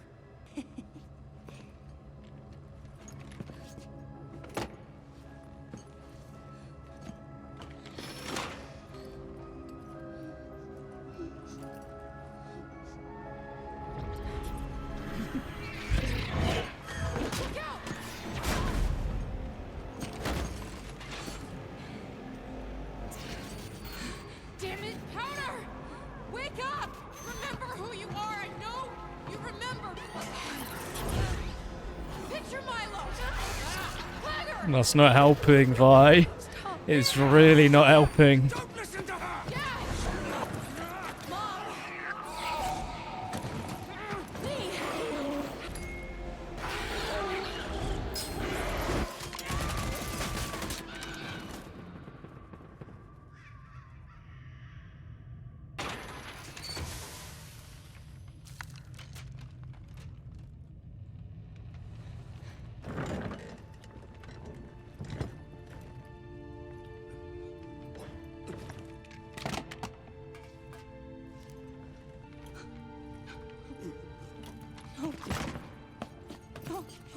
No, I'm sorry. I never would have given you to them. Don't cry. You're perfect.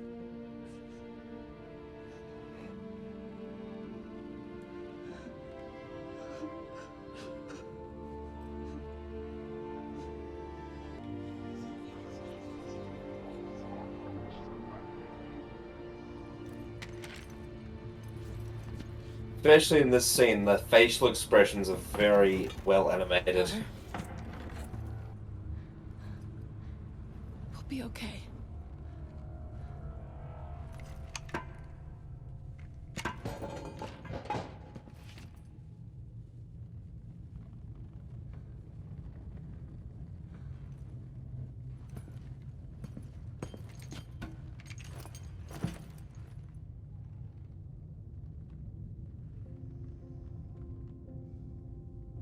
I thought maybe you could love me like you used to. Even though I'm different.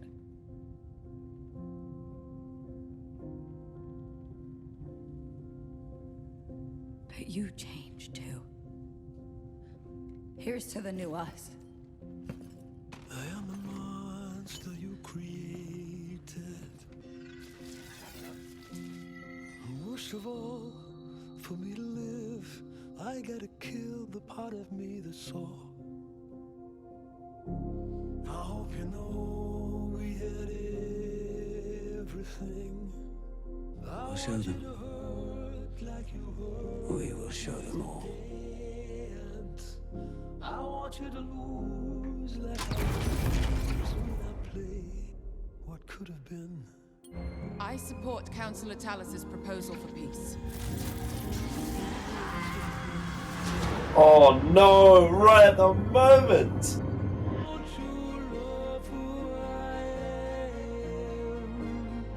What we could have been. You ripped out all my parts. What invention you made me. 'Cause I was meant to be yours.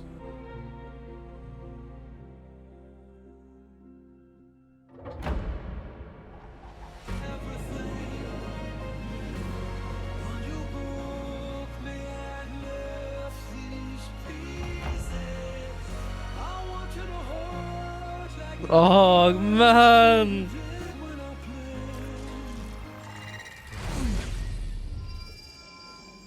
They had just come to terms with it.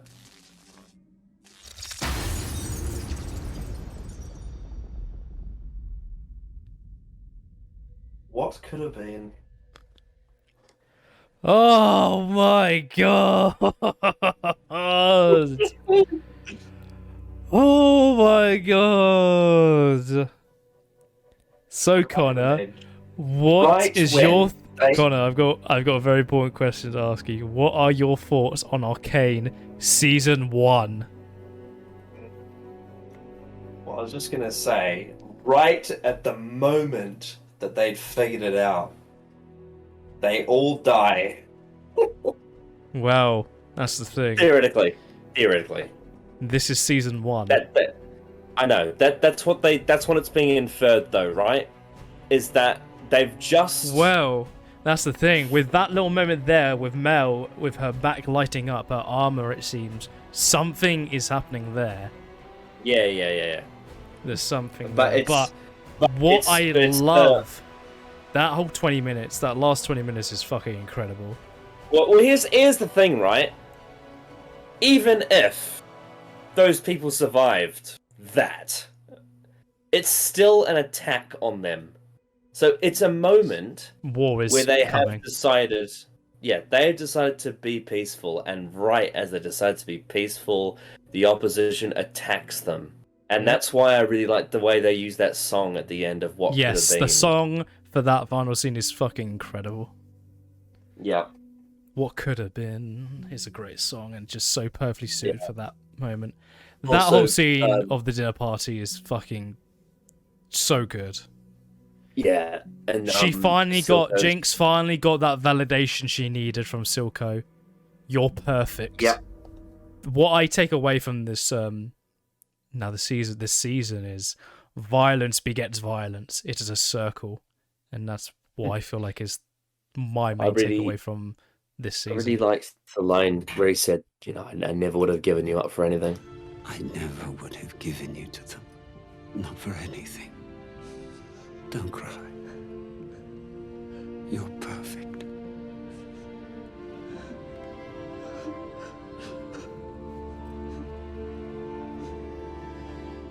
Yeah, end of episode 3, I said where Silka goes from there, going from so opposed to what Vander stood for and wanting his nation of Zorn, doing anything it would take to get their independence, to rule the Undercity for their independence. He had that. He had that in his hands from that scene with Jace, which is one of the best scenes in the show. I fucking adore that scene between those two. He finally got everything he wanted. All he had to do was give up Jinx. The Topsiders offered me everything. Independence, a seat at the table. All in return for you. They can all burn. Everyone betrays us, Jinx. Vander. Her. They will never understand. It's only us. You're my daughter. I'll never forsake you. That's all we had to do, and he refused to do it. Well, I mean, I was talking about the whole value of life being driven by sentiment. If it was any other person, he would have done it. He would have done it, probably. He most likely would have done it. And funnily enough, now that he's dead, assumedly, he's never going to know what they all said in that room about the how every single one of them voted for peace. Yep, every single one of them, they managed to... Every single one of them. Yep. And it all came from the fact that Mel voted for it. And she's gone on a very interesting journey. Yes, especially in the last two episodes. Yes, the last episode is... I remember someone saying this about Mel as a character. She sneaks up on you, really, especially at the end. Yeah. As you really get a full glance of why she is the way she is. In her early episodes, especially in Act 2, they predominantly show what's wrong with her, and also sprinkling in other parts of her personality. But they show a lot of what is wrong with her as a politician. Pretty much. There was never gonna be peace, given all the characters and the situations that we're in. It's just the fact that they all voted to have peace with Zorn. Are we going to have to wait another 6 years? I believe earliest would be next year. Really? That soon? Yeah. This came out, I believe, November time of last year. Yeah. Yeah. I mean, maybe they've developed a faster way to do the animation now. They have. Well, I would imagine so, because imagine like this took not only just to animate, but to write. Assets. Yeah, it's just because so much great story was written here. I suppose that would be a concern. Is it enough time for the writing? Yeah, that's the only thing. Is like I would love it. I think the best thing they could probably do is, but if they killed everybody in that room, I'd be like, maybe you can have Victor and Mel be saved, because Victor's situation and Mel at the end there's an implication with that. If they killed everybody, I feel like, man, what a start that would be. We pan into that room and everyone is just gone. Everyone is just eviscerated in pieces. Yeah, but that final scene at the dinner table was pretty incredible. Just it isn't the same as it used to be, and it never can be. That line of just, are we still sisters? And Vice replies with, nothing's ever going to change that. Are we still sisters? Nothing is ever going to change that. I don't think that's true, Vi. I don't think that's true. She's very different now. She's kind of it's her validation. Because they spent so much of Acts 2 and 3 talking about how much that Powder had changed into Jinx. And then I liked how in the very end of this episode, Jinx turned on Vi and said, but you have also changed. And that's something that they hadn't acknowledged. I thought maybe you could love me like you used to. Even though I'm different, you changed too. So, here's to the new us. Well, as far as I'm concerned, Powder is dead. Well, I don't think there's any way back now. Well, the whole symbolism of the seats, that was the point of it. Yes, really. And it's just the and she you know, makes it. Jinx thinks it's so simple, thinking, "Oh, just kill Caitlyn, and you can have Powder back." And I know that I said before about how I don't believe this show has true alignment, but in the position of, I guess, antagonism that you could say Silco was in, I feel like Jinx has taken that. She has taken that role. I would say that Silco, while he's a caring father, still has a lot of baggage and is still like he's not a good person. To validate Jinx, who is clearly psychopathic and has so many issues. That's one of the reasons giving her why validation I really like, is that's one of the reasons why I really like the scene he has with the statue of Vanda. That is one of my favorite scenes too of the show, because he kind of reflects on things and sort of realizes that a lot of what now. And him pouring out a drink for Vanda was a really good touch. Just the whole scene of that is just like 1,000 times I've dreamt for this moment. Never like this. God, it's just I'm so glad that Silco was so well explored. Yeah, just everything about. I love the scene in his office with the members of the council. Just loyalty. Just everything about that scene is so well done, and the fact that she was probably, like I said, had someone better come along and offered her that, she possibly would have done it. And the fact that he asks that and she doesn't give like a no, of course I would have stuck to you. It's just these characters are so well fleshed out. Yeah, so well fleshed out characters on both sides. Yeah, because imagine if someone like Jace had come in and made that request, or a request of sorts. You know, what would she do? What decision would she make? It's just Silco is like top 3 characters for me. Maybe even he's probably my second favorite character. Yeah, I think the best episodes of this season were probably 3, 7, and this.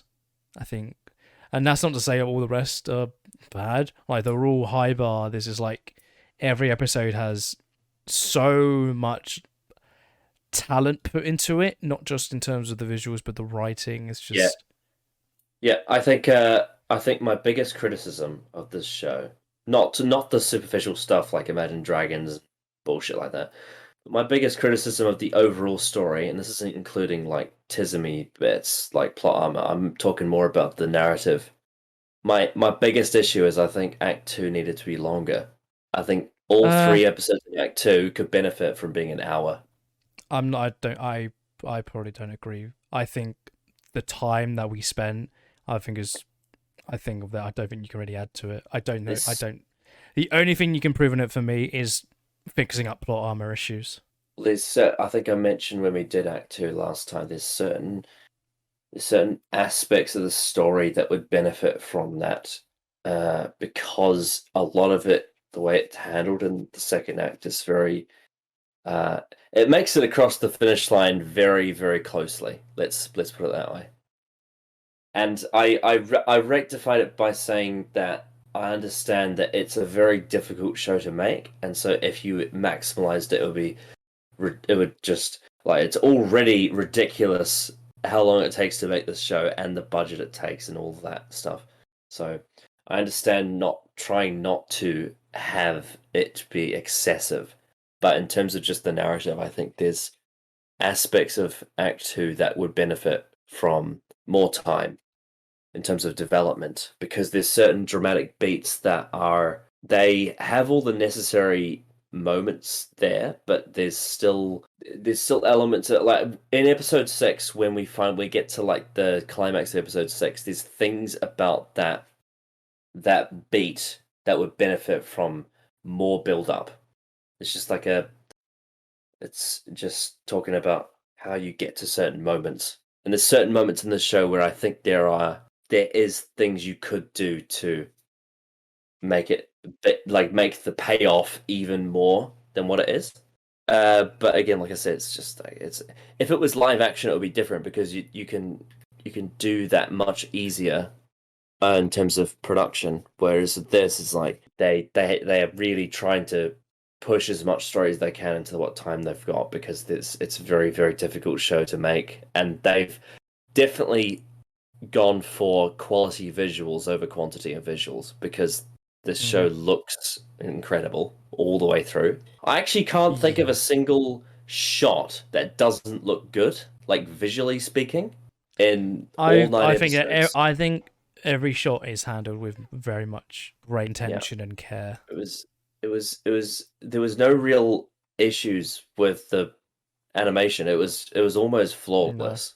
It was pretty flawless, I would say. I don't really have any issues with Actually, the animation most at any impressive point. thing is just the facial expressions. Yeah. Like unbelievable. Yeah, it's just this is a big achievement in terms of not just stories, but in animation. Yeah, we've come a very, very long way in terms of how good something like, especially something like 3D can look. We've never lost that touch of like because if you remember, like with old Disney films, like 101 Dalmatians, for example, great animation, like facial expressions in that throughout, and then you can compare that to this, but there's so much more going on here, and there's so much more like impressive, like high quality animation. There's so many different blends of animation styles that are used. Oh yeah, there's a great mix of like 2D animation as well, like smoke and like. It's actually very nostalgic with all the old school 2-dimensional Disney animations that they've done with smoke and blood and water and all that. A lot of the 2D stuff is inspired by those old Disney films. Yes, I would agree. It definitely has that influence. But then you've also got a lot of 3-dimensional stuff as well. Yeah, not only is the writing incredible and the animation, but the voice acting as well is top notch. Yeah. I only wanted to help. I only wanted to help. I only wanted to help. I told you to stay away. Why did you leave me? Because you're a jinx. Do you hear me? Milo was right. I never meant to leave you. You never left. I always heard you. Shadows in the streets. Prickles on the back of my neck. Your voice. Pushing me. Picking me up. When all the colors were black. You're the reason I'm still alive. Have the knowledge to defend ourselves. We agreed Hextech was to improve lives, not to take them. We may not have a choice. There is always a choice. Her name is Jinx. She's lying. You'll be with her a day before she realizes you aren't that girl anymore and turns her back on you. She's back. From the dead. It's on very much all the actors brought it all, I'd say, and I think none of the lines felt stilted from memory. They were all very natural. One of the most impressive voice actors in this show was like the voice actor for like young Powder, who only got 3 episodes. Yet that scene in episode 3 was probably one of the most convincing performances you could like hear from a young actor. And they're like, if I remember correctly, I think the voice actor for that is like 10, which is like fucking insane. It's very impressive. It's very impressive for a 10-year-old. Everybody brought their top-notch performances here. Like Jay, Silco, Victor, Vi, Caitlin. Yeah, everyone who was in this definitely cared a lot. Everyone cared. Yeah, they very much cared for not only the craft, but like there's so much talent has been put into this, and it's again like I think anybody can sit down, enjoy this, and appreciate the amount of craft that's gone into it. I'm quite cautious about there being a second season. I don't know what you do. Really? Yeah, that's the thing. It's like I am looking forward to it, and I think that if we get with this amount of quality, I think it will probably be good. It's the direct aftermath of that final scene is what I'm very like intrigued by, and also cautious. There's a lot of story in this that's very, very close to fucking up, and they navigate it very well. But this could be very cringe. I would imagine if like handled really poorly. the iceberg of storytelling quality is very thin on this one. Like, we've talked about how well it executes almost everything, but there's so many things that are very, very close to fucking up. Like, and in terms of what could go wrong in the story, and you can tell that they've had to work really hard to iron all that out. Because there's many times where I thought, if this thing was slightly different in the story, it could be very problematic. But they've done a really good job of ironing all those creases out, because I don't think this is safely as airtight as it is. I think it's definitely gone through a lot of drafting. Well, as I imagine most stories should be, it's like you need to constantly redraft. I don't think it was an easy job for them to pull this off, because I think this I could go through all of the episodes and think of so many ways that this story could be fucked up if they just got little things wrong. I think with season 2, there are stuff that is still open, like with Victor and the aftermath and what happened to Sky. That's still to be resolved. Yeah. We still have all the stuff with Mel's mum's like potential war going on there, which I imagine will be more prominent in season 2. Obviously the fallout of the explosion and what's going to happen between Piltover and the Lanes / Zorn, and what now is the relationship. We'd imagine we know, but what now is going to happen between Jinx and Vi? What is the aftermath of now? What is going to be Vi's you have to imagine that Vi is going to have to come to terms with that her sister is gone. Because she pretty much declared war. It's done now. There's no I wouldn't turning back. I wouldn't be surprised if we end up in a situation where everyone around Vi wants her to kill her sister. I wouldn't be surprised if we end up with that. I wouldn't be surprised if that something similar to that happens, yeah. But you never know. This story does know how to pull the rug sometimes. It does. That's just like, I want to watch this for the first time. I was really taken aback by not just the craft of the animation and the amazing performances. It's very bold what it wants to do. Because so much stuff recently that tries to tackle these kind of themes, like Last of Us 2 tries to do the idea of violence begets violence, but does it so poorly and misunderstands the characters and does it and sets the story up in such bad contrivances and just all that regular bad shit we get in a lot of modern stuff now.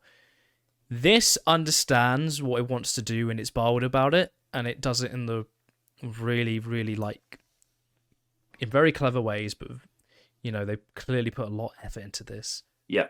I really appreciated how they took the time to expand on everyone's perspective on the same issues.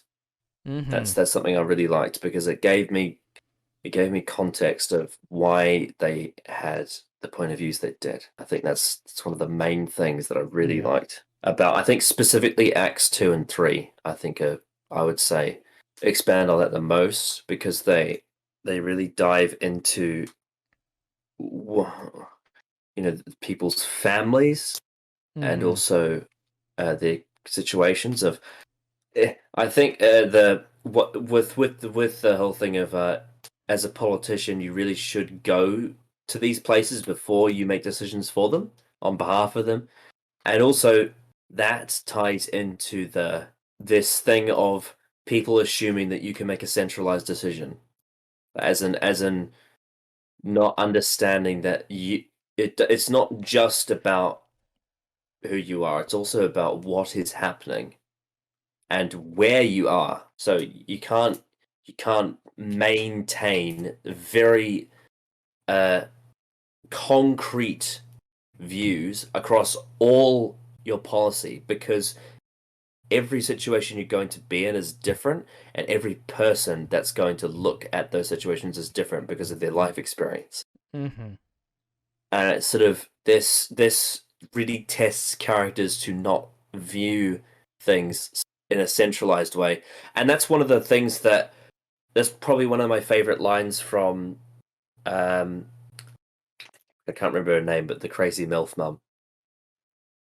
One of my favorite scenes with her was when she basically outlined that her daughter is in the political sense is a nuisance to her, because it means that she's not able to make the decisions that she believes in, because she has sentiment towards her. I stopped being part of this family the moment you cast me out. Why did you do it? Because you weakened me. I couldn't endure the look in your eyes whenever I made the necessary decisions to keep us safe. And it frustrates her because she wants to view the world through a lens where she doesn't have to think about that, because it makes decisions easier. But also, in saying that, when you don't have any sentiment, your decisions are heartless and don't actually benefit anyone. But then also on the other side, when all of your decisions are built around that, so someone like Jace or Vi, where sentiment plays a huge role in their life, it makes everything very difficult, because you care about people on a deep level.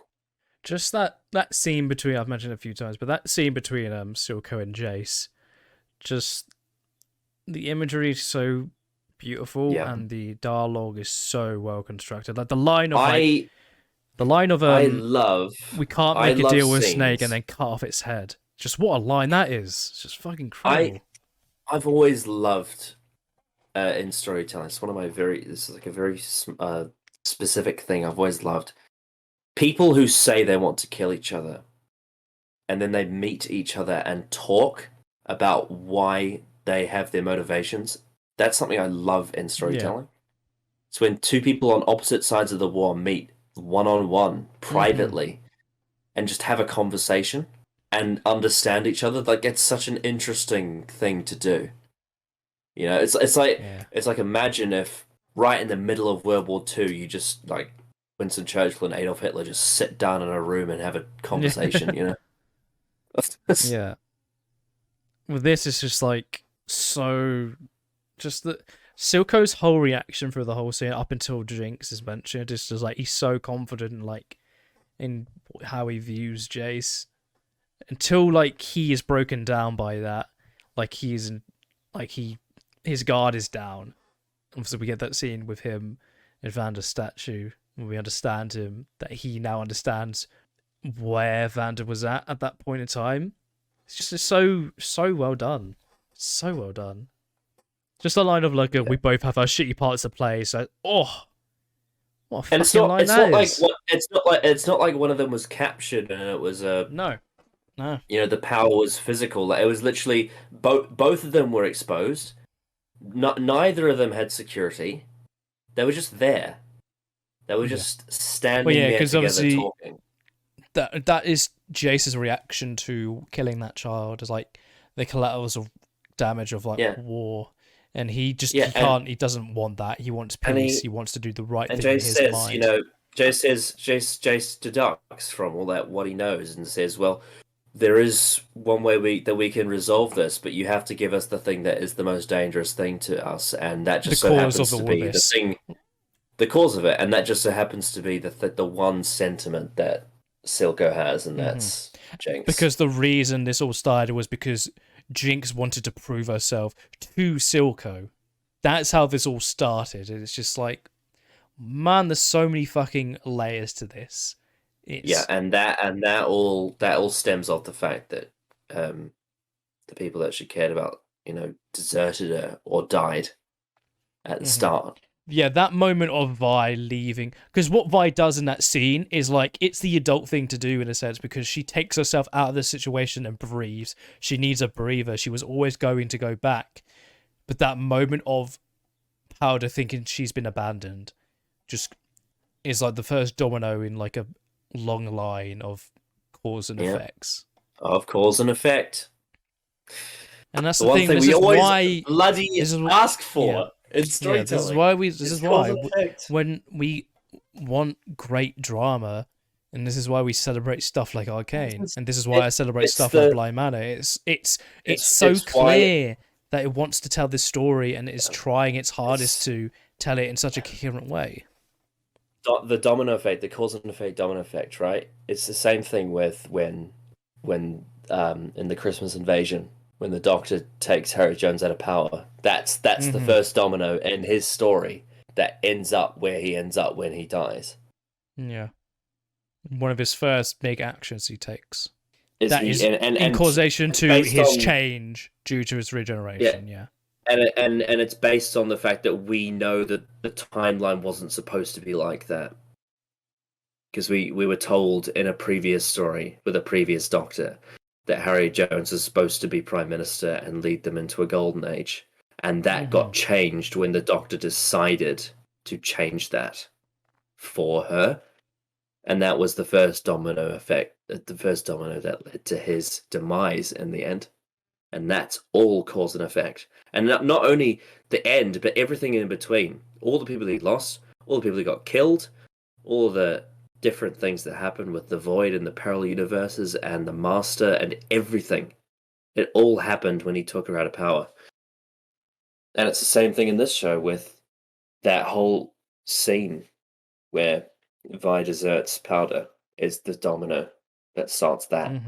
Or in Game of Thrones, the moment that Ned Stark has to make a decision whether to go south with the king or stay in Winterfell. That is the first domino of that story that leads to everything that happens after it. Oh, yeah, I love this show. It's just the amount of love, care, and craft put into it it should absolutely be celebrated. It's a great achievement that these people, anybody involved in this production, has made. So I'll just ask, to close out, I'll just ask a couple of questions and we can just sum up our thoughts. What was your favourite episode of Arcane, Season 1? Oh god, I can't remember. It's difficult because they represent very different points in the story. I remember the episode. Oh god, see, I think it might be the one where we see Victor's childhood. I think that was episode 6. 6, yes, I think it is episode 6. Because that was the episode where we saw Victor's backstory, and then that ended with Vi and Powder seeing each other again, right? So there was a lot that happened in episode 6. That does call to me a bit, I think, because of the whole Victor backstory. I just thought that was really a really cool thing. But then again, I may need to let things simmer on this Act 3 because I've just watched it. Like, if I can see why episode 3 would be the favorite choice for a lot of people, but also at the same time, the political side of the story got a lot more in depth after Act 1, and that was probably the thing I was the most invested in.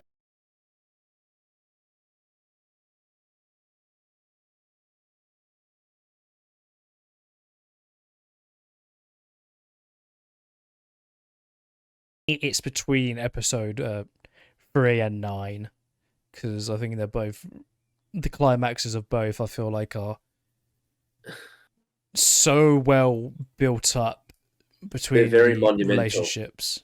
They're very, yeah, exactly. They're the most monumental episodes of the run. I think the one that impresses me more is episode 3, because in that such little time we managed to build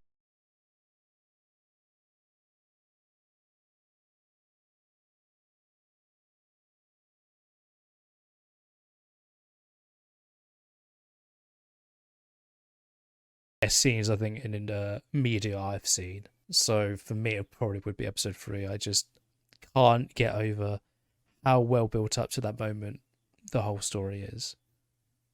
And just, yeah, the character work is incredible. So episode 3 would be my choice, followed up by episode 9. Which was the episode where Silco talked to Marcus's?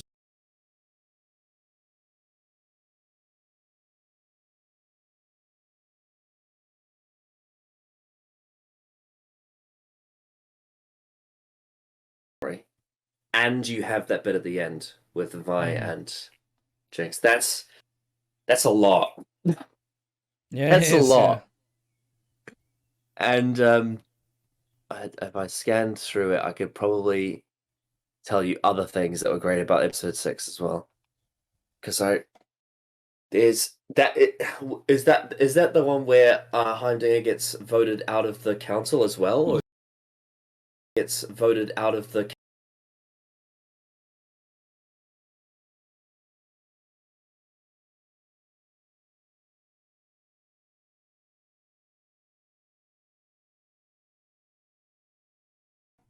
I think my least favorite is probably episode 1.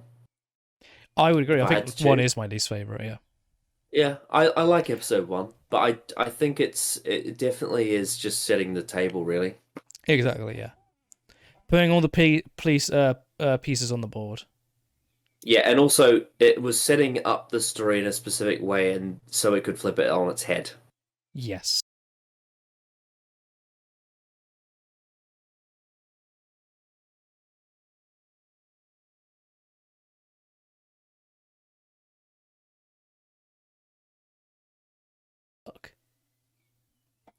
Yeah, they do a lot of world building in the first couple of episodes. Yes, they do. And even more in episode 4 especially. Oh, yes. Absolutely they do. 4 did a lot of world building. Episode 4 is, in a lot of ways, is a transitional episode. But it does it but really very well. Very well. Yes. I recall episodes 5 and 6 having a lot of things in it that I've liked a lot. Mm-hmm. I recall that very much. Though I do, like I said, I think episode 5 might have been the one that I wanted to be longer. I can't remember if it was 4 or 5. It might have been both of them. 5 was the one where Caitlin and Vi go to the Undercity and they have that fight and they're in the was 5 like 36 minutes or something? I think I remember that. I believe. I think all of these are around 40. See, if these episodes had names, I'd probably be able to remember them easier. Oh, they do have names. We just haven't talked about them. Yeah, because I do well with name association. I would have to look up the names, but they all do have names. I do well with name association, so that's why I tend to. Now that you've watched it, you can look up the names whenever you want. Maybe I can, yeah. So next, I would probably ask who is your favorite character? Oh God, I don't know. Tough one, I know, but. Silco was great. Victor was great. Jace was great. Those are probably 3 really solid options. I think it's tough with Victor because I really like his story, but he's not one of the leads. He's just one of my favorite things about the show. But it's a sort of collection of characters that all symbolize this one central thing about sentiment of people and what they mean to you and the value. But that kind of spans across all of the characters anyway. I think that whole dynamic between Jace, Victor, and what's her name, his partner, Mel. is one of them. Yes, Mel. It's one of the most interesting things about the show.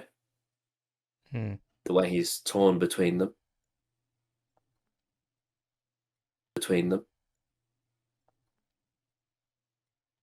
But then, Silco is very much a complete package.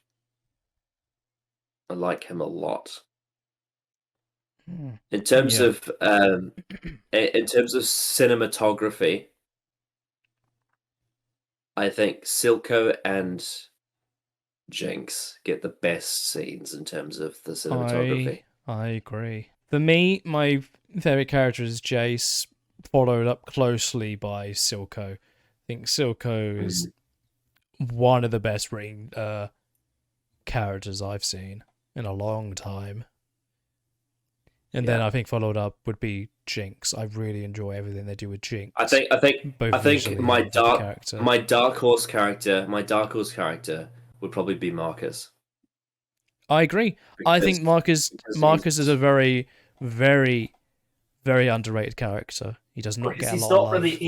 He's not really a major role. No, he's not. He's a story of a tragedy. He has his own little story, and it's very good. Yes. It allows things to happen, like, between, the story between Piltover and the Lanes. It allows a lot of things to happen. It's very, very good stuff.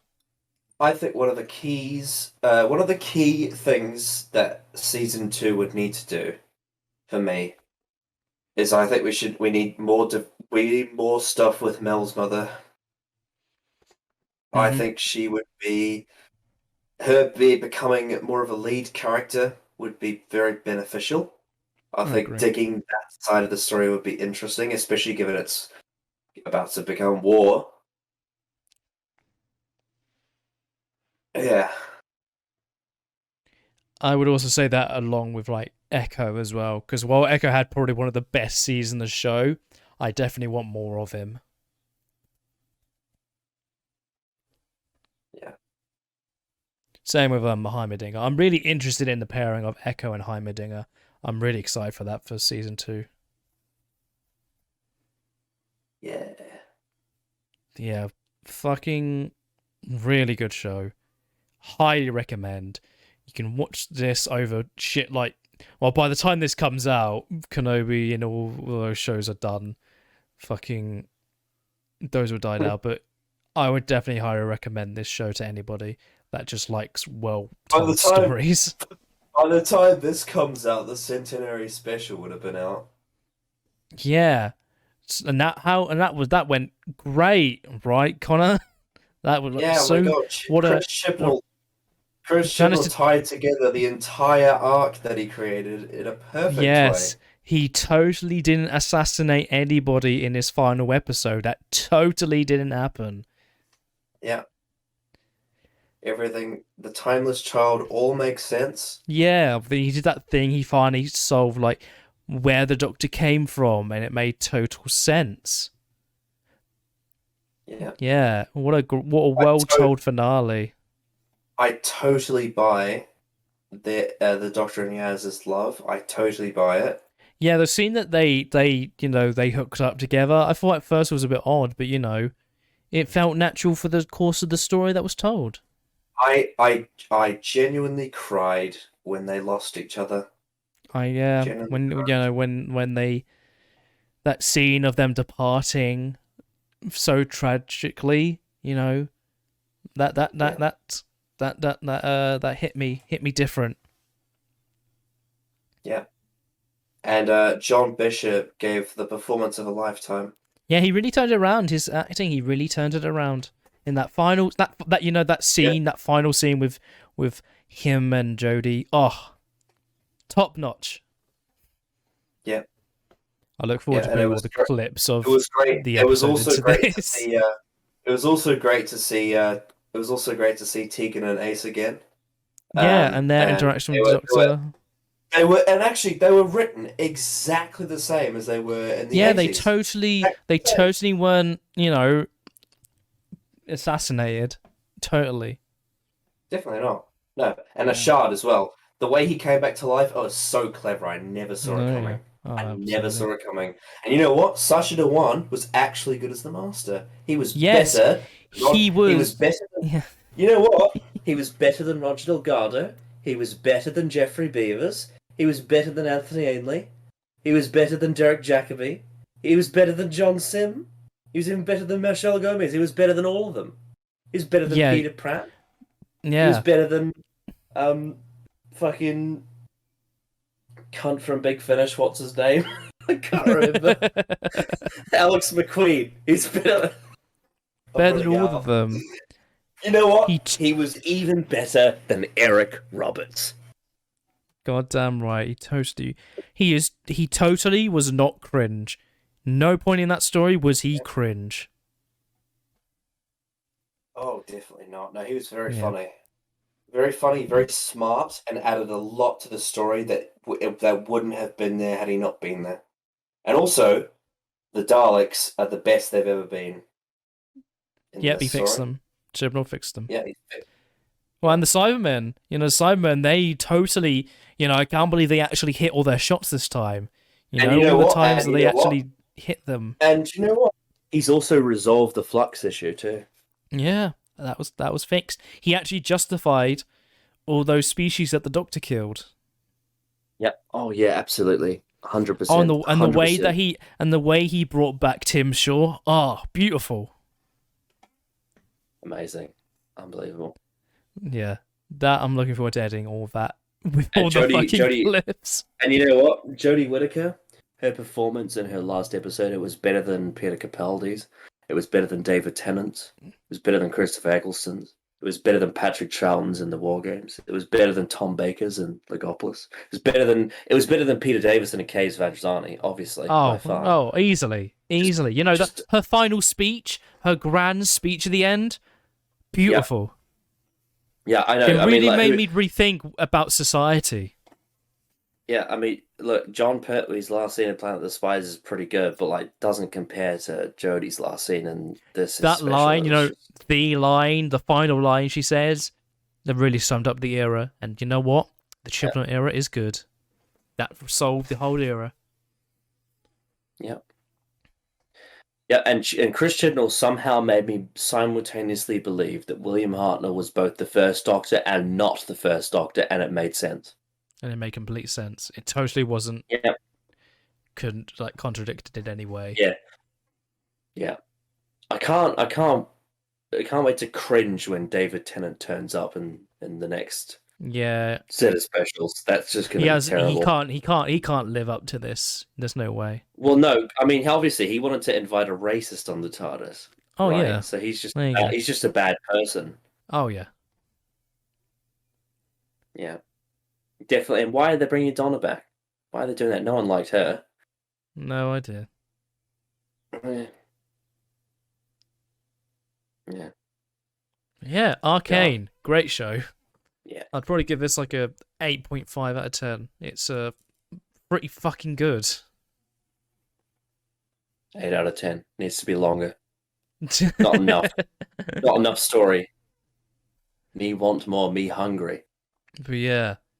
I think that's all the time we have for Arcane Season 1. If Act 2's episodes are like 5 minutes longer each, and I don't have to put up with Imagine Dragons, it would probably be a 9. Look out for yourself. Yeah. What a journey. What a fantastic story. Well, thank you everyone for watching. We had a great time watching something that was actually good for once. I mean, to be fair, we have reviewed some good stuff recently. Oh, we have. It's very true. But it's nice. It's nice to be reminded that people care about storytelling. I mean, this would have been a very long time when this comes out, but we just recently reviewed the Glug Snort song. Yeah. Like that just happened last week for us. Yes. Pastaquila, Manuel. Yeah. Guess that's all we have to say. I am looking forward to Season 2, and we'll probably watch that when it comes out next year. Yeah, when it comes out in a million years. Yeah, we'll be here waiting. Well, imagine if it comes out after RTD2 is finished. Imagine how long that would be perfect timing. More good content our way. Yeah, I suppose it would be, wouldn't it? Mm. You know what I just had a random thought. Are we going to get is the next Avengers movie going to come out during RTD2? Well, they're holding off on it for a long old while, so I know they are. There probably won't be another one for another like 2 or 3 years. Yeah. Mm. Not like they're running out of projects to do. It's not like one comes out every like month. Yeah, seemingly. Something like that is totally like waste. Like that is kind of trugging along, and just more shit is piling on. They spent the amount of time that it takes to make 2 Avengers films to make this one season of Arcane. Mm. Talk about a golfing in class. Also, actually, I will say something. This is the level of quality that this story was. It seems like it's a bit out of nowhere. Like, were you expecting? No one was this? expecting a League of Legends adaptation show to be good. No one. This came out of nowhere, really. Not only good, but like this is really, really good. Yeah, you wouldn't think this was based off a video game, really. It's like extremely artistic. Mm-hmm. Like, this is the best video game adaptation there is. There's no doubt. I haven't seen one that's close to it. I mean, Jeb would argue Sonic 2, but yeah. Haven't seen it. I have, and I had fun with it. But this not close to this, not by a long shot. Not for me. Yeah, well, you know how Jeb feels about Sonic. Yeah, he gets hard for it, clearly. I've seen the Street Fighter movie. That's terrible. God, I'm glad I didn't watch bloody Halo. Oh my god. Oh god, I remember that existed. God damn. I'm glad I didn't watch it, but I've seen clips, unfortunately. But hey, at least we have stuff like this, that people will still have the effort and the talent to make great stories. And it seems like recently a lot of stuff, at least a lot of like non-franchise stuff has been coming out, and that's actually been pretty decent. I mean, one guy from my work says the League of Legends video game is actually generic trash. So maybe that's even more of a surprise. Well, I've never played it, so I wouldn't know. I know that obviously it's a very successful and popular game, but I don't think anybody would expect something like this to come out from it. What about the Uncharted movie with Tom Holland? I think Tin's saying it and does not like it, and it wouldn't surprise me if that film is pretty trash. Oh, remember how shit the Assassin's Creed movie was? I never saw it, and I'm glad I didn't. No way is that good. No way. And also the bloody Need for Speed film. Oh, Jesus. Oh Christ. shit! Yeah, that was a thing. What with like Aaron Paul was it? I believe. Yeah. Oh, and bloody Doom with Dwayne the Rock Johnson. Doom's pretty. To be fair, Doom is pretty funny. It's a pretty funny movie. In terms of the entertainment scale, it's pretty fun. But it's not a good movie. Even The Rock knows it's shit. Yep. And it's not gonna be my last. If you had to think of a video game that could be adapted into a film or a TV series that would be on the level of Arcane, potentially, what do you reckon it could be? I think this, and it would fit with this style of animation, but something like Dishonored, I think, really would suit this style. I think that would be really cool.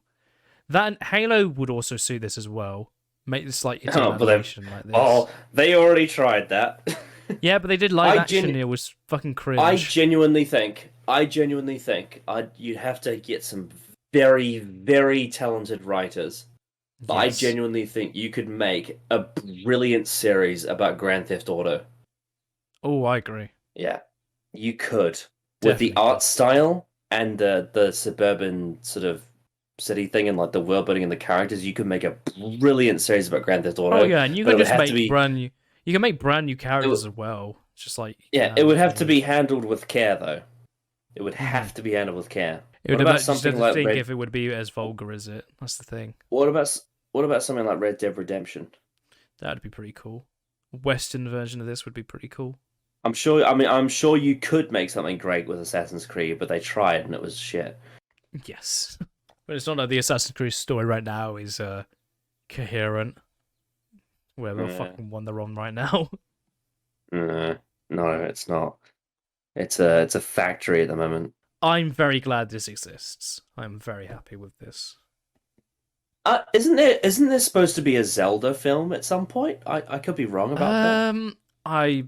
There's a Mario movie coming out with Chris Pratt and Charlie Day and fucking Jack Black, and that's gonna be funny. That's gonna be garbage. What if that'll be very funny? What if they did a Final Fantasy film and Kenny Omega's in it? But I think what this does is very much opens the door for a lot of more care to be put into these kind of video game adaptations. I think this should be carried across more genres than that. I think there's a lot of things that could benefit from this kind of care. But just from just in general terms of like video game adaptation, which are rarely ever of any sort of quality, this is like the first one I've like. This is like legitimately like impressive on every scale, on every aspect. You know, thinking about it, you could do like a modern Truman Show kind of thing if you made like a Sims film. Just thinking about it, like someone controlling your life. Yeah, I could also see that though being very cringe, a bit like I believe Free. Yeah. What's it called? Free. Well, it's Guy? like how many? It's like how many? How many jokes can you tell with The Sims? It's like some random god in the sky set your house on fire. I mean, that's what kind of like. I think the film's called Free Guy tried to do that, and it just did pop culture references and they were really cringe. Yeah, I saw the poster and I was like, I never want to watch that. Well, there's that looks terrible. There's literally a whole clip of them doing both Avengers and Star Wars references with the music and all, and it's just really cringe. Just ever since Taika Waititi went to Hollywood, I'm just sour on him. I just don't care about him anymore. Well, I don't know. Did he make that film? I think he just starred in it. Well, he's in it. He's still tied to it. Oh yeah, in a sense, yeah. You know, if Disney wasn't in control of Star Wars, I would say Knights of the Old Republic could be made into a TV series. Oh, absolutely, 100%. But it's Disney. Yeah, so it's Disney, Disney, so it won't be good. What about the Elder Scrolls? That's a very rich world you can do for sure. You could do a lot with that. Absolutely. There's going to be a Minecraft movie as well. I forgot about that. Oh, bloody God, Jason and Lois in it. Uh, What about Tetris? Jesus. All right. I think that's all we have time for. So thank you all so much for joining us for this journey. Go watch it for yourself. You absolutely should. It's a brilliant show. You should all watch it by yourselves, absorbing every frame. So yeah, we thank you all for joining us, and we will see you for whatever the fuck happens next. Bye. Bye.